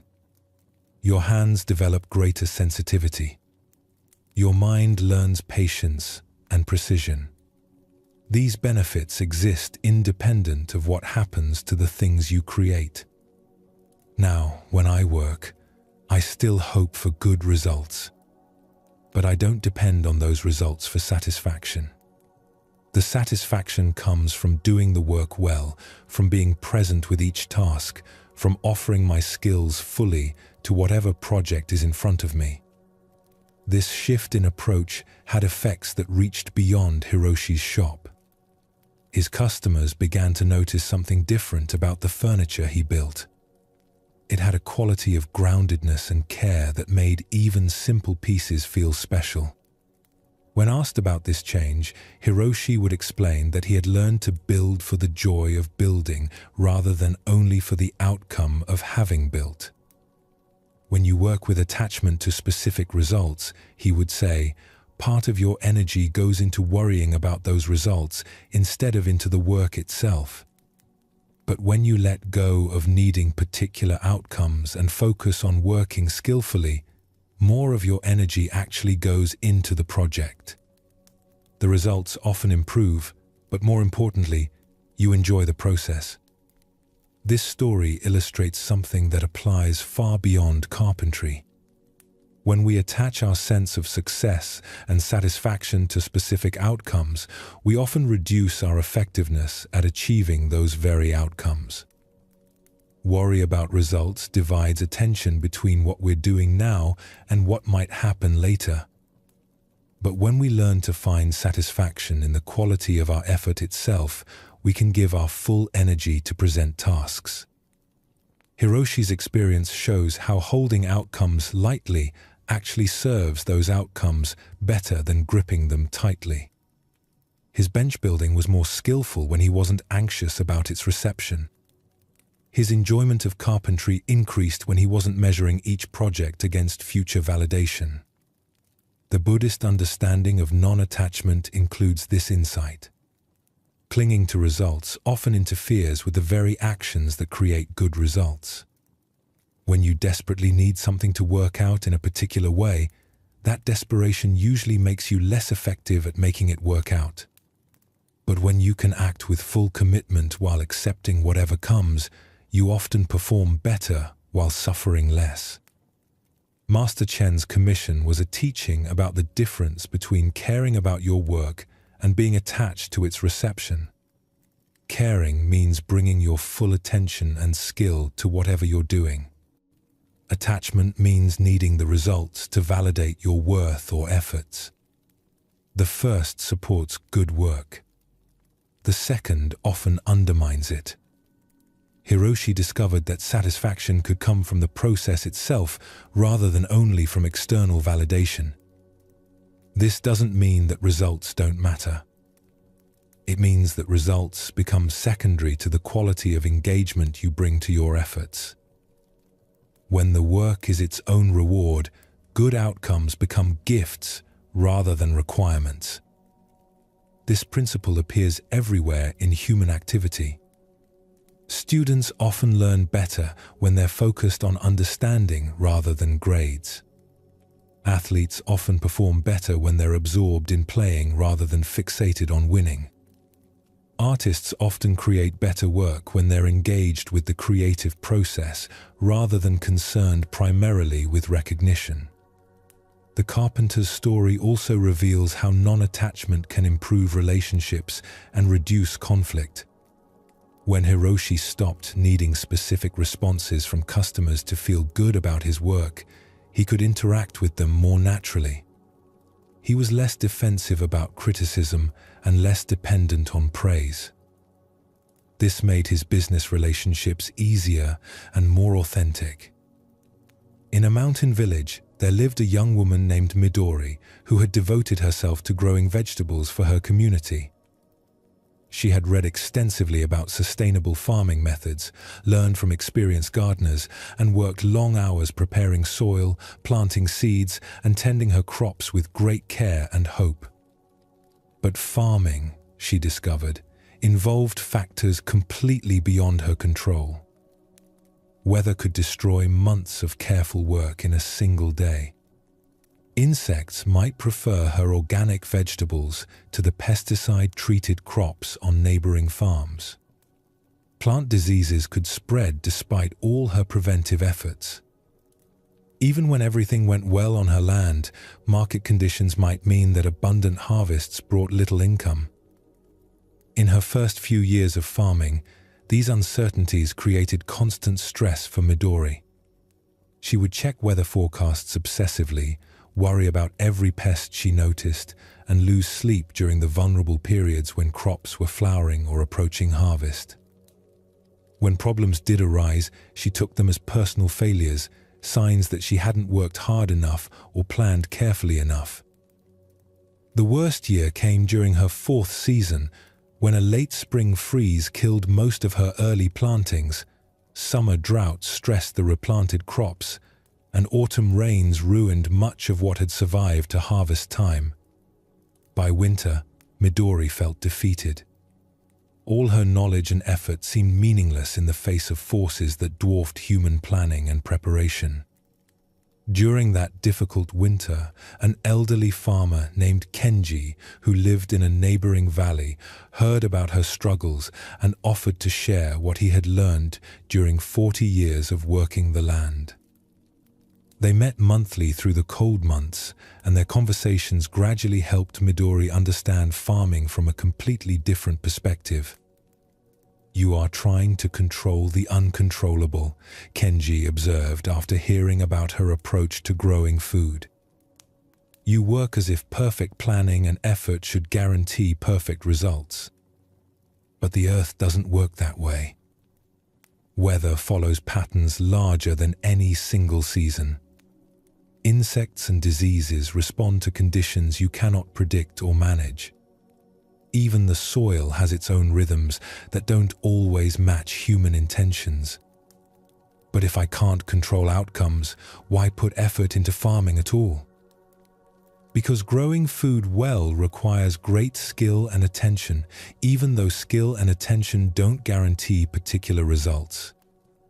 You learn to read soil conditions, to time plantings wisely, to recognize and respond to problems early.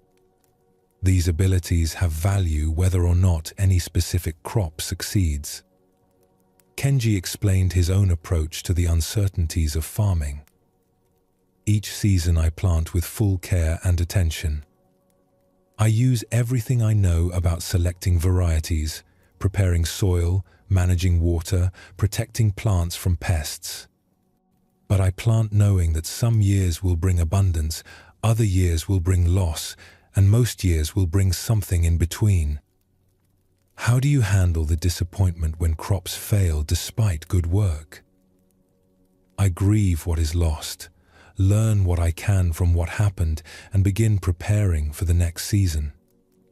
The crops that fail teach me as much as the crops that succeed, often more.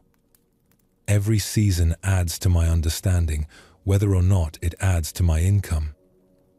As Midori listened to Kenji's stories of 40 years of variable harvests, she began to understand that farming was not a battle to be won, but a relationship to be developed. The land, the weather, the plants, the insects were all part of a complex system that she could learn to work with, but never fully control. "I used to think that accepting uncertainty meant being passive," she told Kenji during one of their winter conversations.